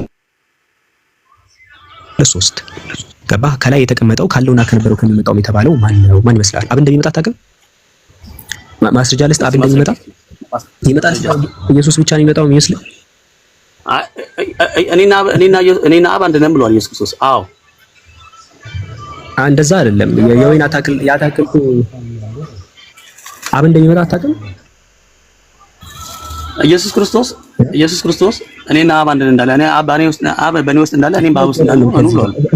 እሱ አይገናኝም። ይቅርታ ጋር አብ እንደሚመጣ አታውቅም ወይ ነው የመጀመሪያው ፖይንት። አብ እንደሚመጣ አታውቅም ወይ ስለዚህ ጠይቀኝ እኮ መለስኩልህ። መልስ ነው እኮ አብ ይመጣል ግን ሲመጣ አሁን ስለዚህ ነገር ግን ደረስን ማለት ነው። ስለዚህ ቁጥር 8 ላይ ያለውና የነበረው የሚመጣው ሁሉን የሚገዛ ጌታ አምላክ አልፋና ኦሜጋ እኔ ነኝ ይላል። መጀመሪያ ያለውና የሚመጣው ሲባል ኢየሱስም ለአብም ሊሆን ስለሚችል እርግጠኛ መሆን አንችልም። ነገር ግን የሚቀጥለው ሐረግ ማን ነው? አሁን እኮ እኔ ነኝ የሚለው ማን ነው? ይላል የተባለው ይላል ሪፖርት እየተደረገ ነው። ማን ነው እንዴ? ይላል የሚለው ማን ነው? ዮሐንስ ነው የሚናገረው። የሚለው ማን ነው? ዮሐንስ እየነገረን እኮ ይላል ብሎ ዮሐንስ ይላል እያለን ነው። ማን ይላል አለን? ሁሉን የሚገዛ ጌታ አምላክ አይደል? ይሄ ቢቀድም እኮ ምሳሌ ሰጥቻለሁ። ቆይ አንዴ ፕሊስ ትረጋጋለህ? ከይቅርታ ይኸውልህ ምኞት አንድ ከይቅርታ ክርስቲያኖች ብዙ ጊዜ ስትወያዩን አእምሯችሁ ላይ ያለው ምኞት ይዛችሁ ወደ መጽሐፉ አትግቡ። ያኔ በጣም እኛ ትግል ውስጥ እንገባለን። አእምሯችሁን ኦፍ አድርጉትና መጽሐፉ የሚለው ላይ ብቻ እናድርግ። እሺ መጽሐፉ ካለ በቃ አለ ነው። አእምሯችሁን አትግፉት። አሁን አንተ አእምሮህ ላይ ምኞት ኢየሱስ እንዲሆን ነው። ለዛን እየተቸገርክ ያለው እዚህ ጋር መጽሐፉ ላይ በቃ መጽሐፉ ምስክርነቱ እኔ ከመጀመሪያው ቃሉ እኮ ነው የጠየኩልህ። ቃሉ ምዕራፉ ሲገባ ከመጀመሪያው ዮሐንስ ምስክርነቱ ስለማን ነው ያልኩህ። ጥያቄው መልስ ነኝ ቀጥላ። እሺ ራእይ አንዳንድ ነው ስለ ሁሉ ሰው ነው የሚያወራው እግዚአብሔር ማለት ራእይ አንዳንድ ላይ አሁን ሁሉንም ነገር እየሞከርክ ነው ሊትራሊ በቃ 1000 ድንጋይ ወርውራ አንዱ ከተሳካልኝ ብለን ግን 1000 አይሳካም። ራእይ አንዳንድ ላይ ቶሎ ይሆን ዘንድ የሚገባውን ነገር ለባሪያዎቹ ያሳይ ዘንድ እግዚአብሔር ለኢየሱስ ክርስቶስ የሰጠው ከዛ እርሱም ኢየሱስም መልአኩን ልኮ ለባሪያው ዮሐንስ አመለከተ። ከማን የመጣው መልእክቱ? ከማን የመጣው? እግዚአብሔር የሰጠው ይላል። በእርሱም የተገለጠው ነው። የእግዚአብሔር መልእክት አለ። እሺ የእግዚአብሔር መልእክት አለ አንድ።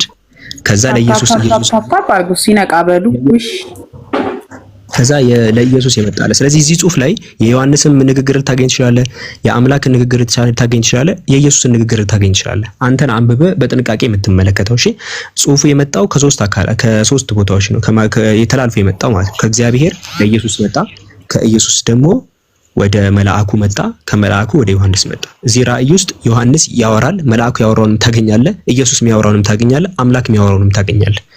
ስለዚህ ይላል ምናምን ሲል እዛው ጽሁፍ ላይ ማን ነው የሚለው ነገር ይሄ ፊገር አውት ማድረግ ያለብህ ራስን። አሁን እዚህ ጋር ቁጥር 8 ላይ ይላል እያለ ነው ያለውና የነበረው የሚመጣው ሁሉን የሚገዛ ጌታ አምላክ አልፋና ኦሜጋ እኔ ነኝ ይላል እያለ ነው። ዮሐንስ ይላል አለን ሁሉን የሚገዛ ጌታ አምላክ ነው እያለን ያለው አለ። ይሄንን የሚናገረው አለ። ስለዚህ ሁሉን የሚገዛ ጌታ አምላክ ማን ነው የሚለውን አፈላልገን ስንመለከት ሁሉን የሚገዛ ጌታ አምላክ በመጽሐፍ ቅዱስ ላይ ማንንም ሳይሆን አንዱ አምላክ ነው። ለኢየሱስ ራሱ ጌታ አምላክ የአባቱን የዳዊትን ዙፋን ይሰጠዋል ብሎ ደጋግሞ ስለሚያስቀምጥ ሌላ ጥቅስ ካለ ሞክር።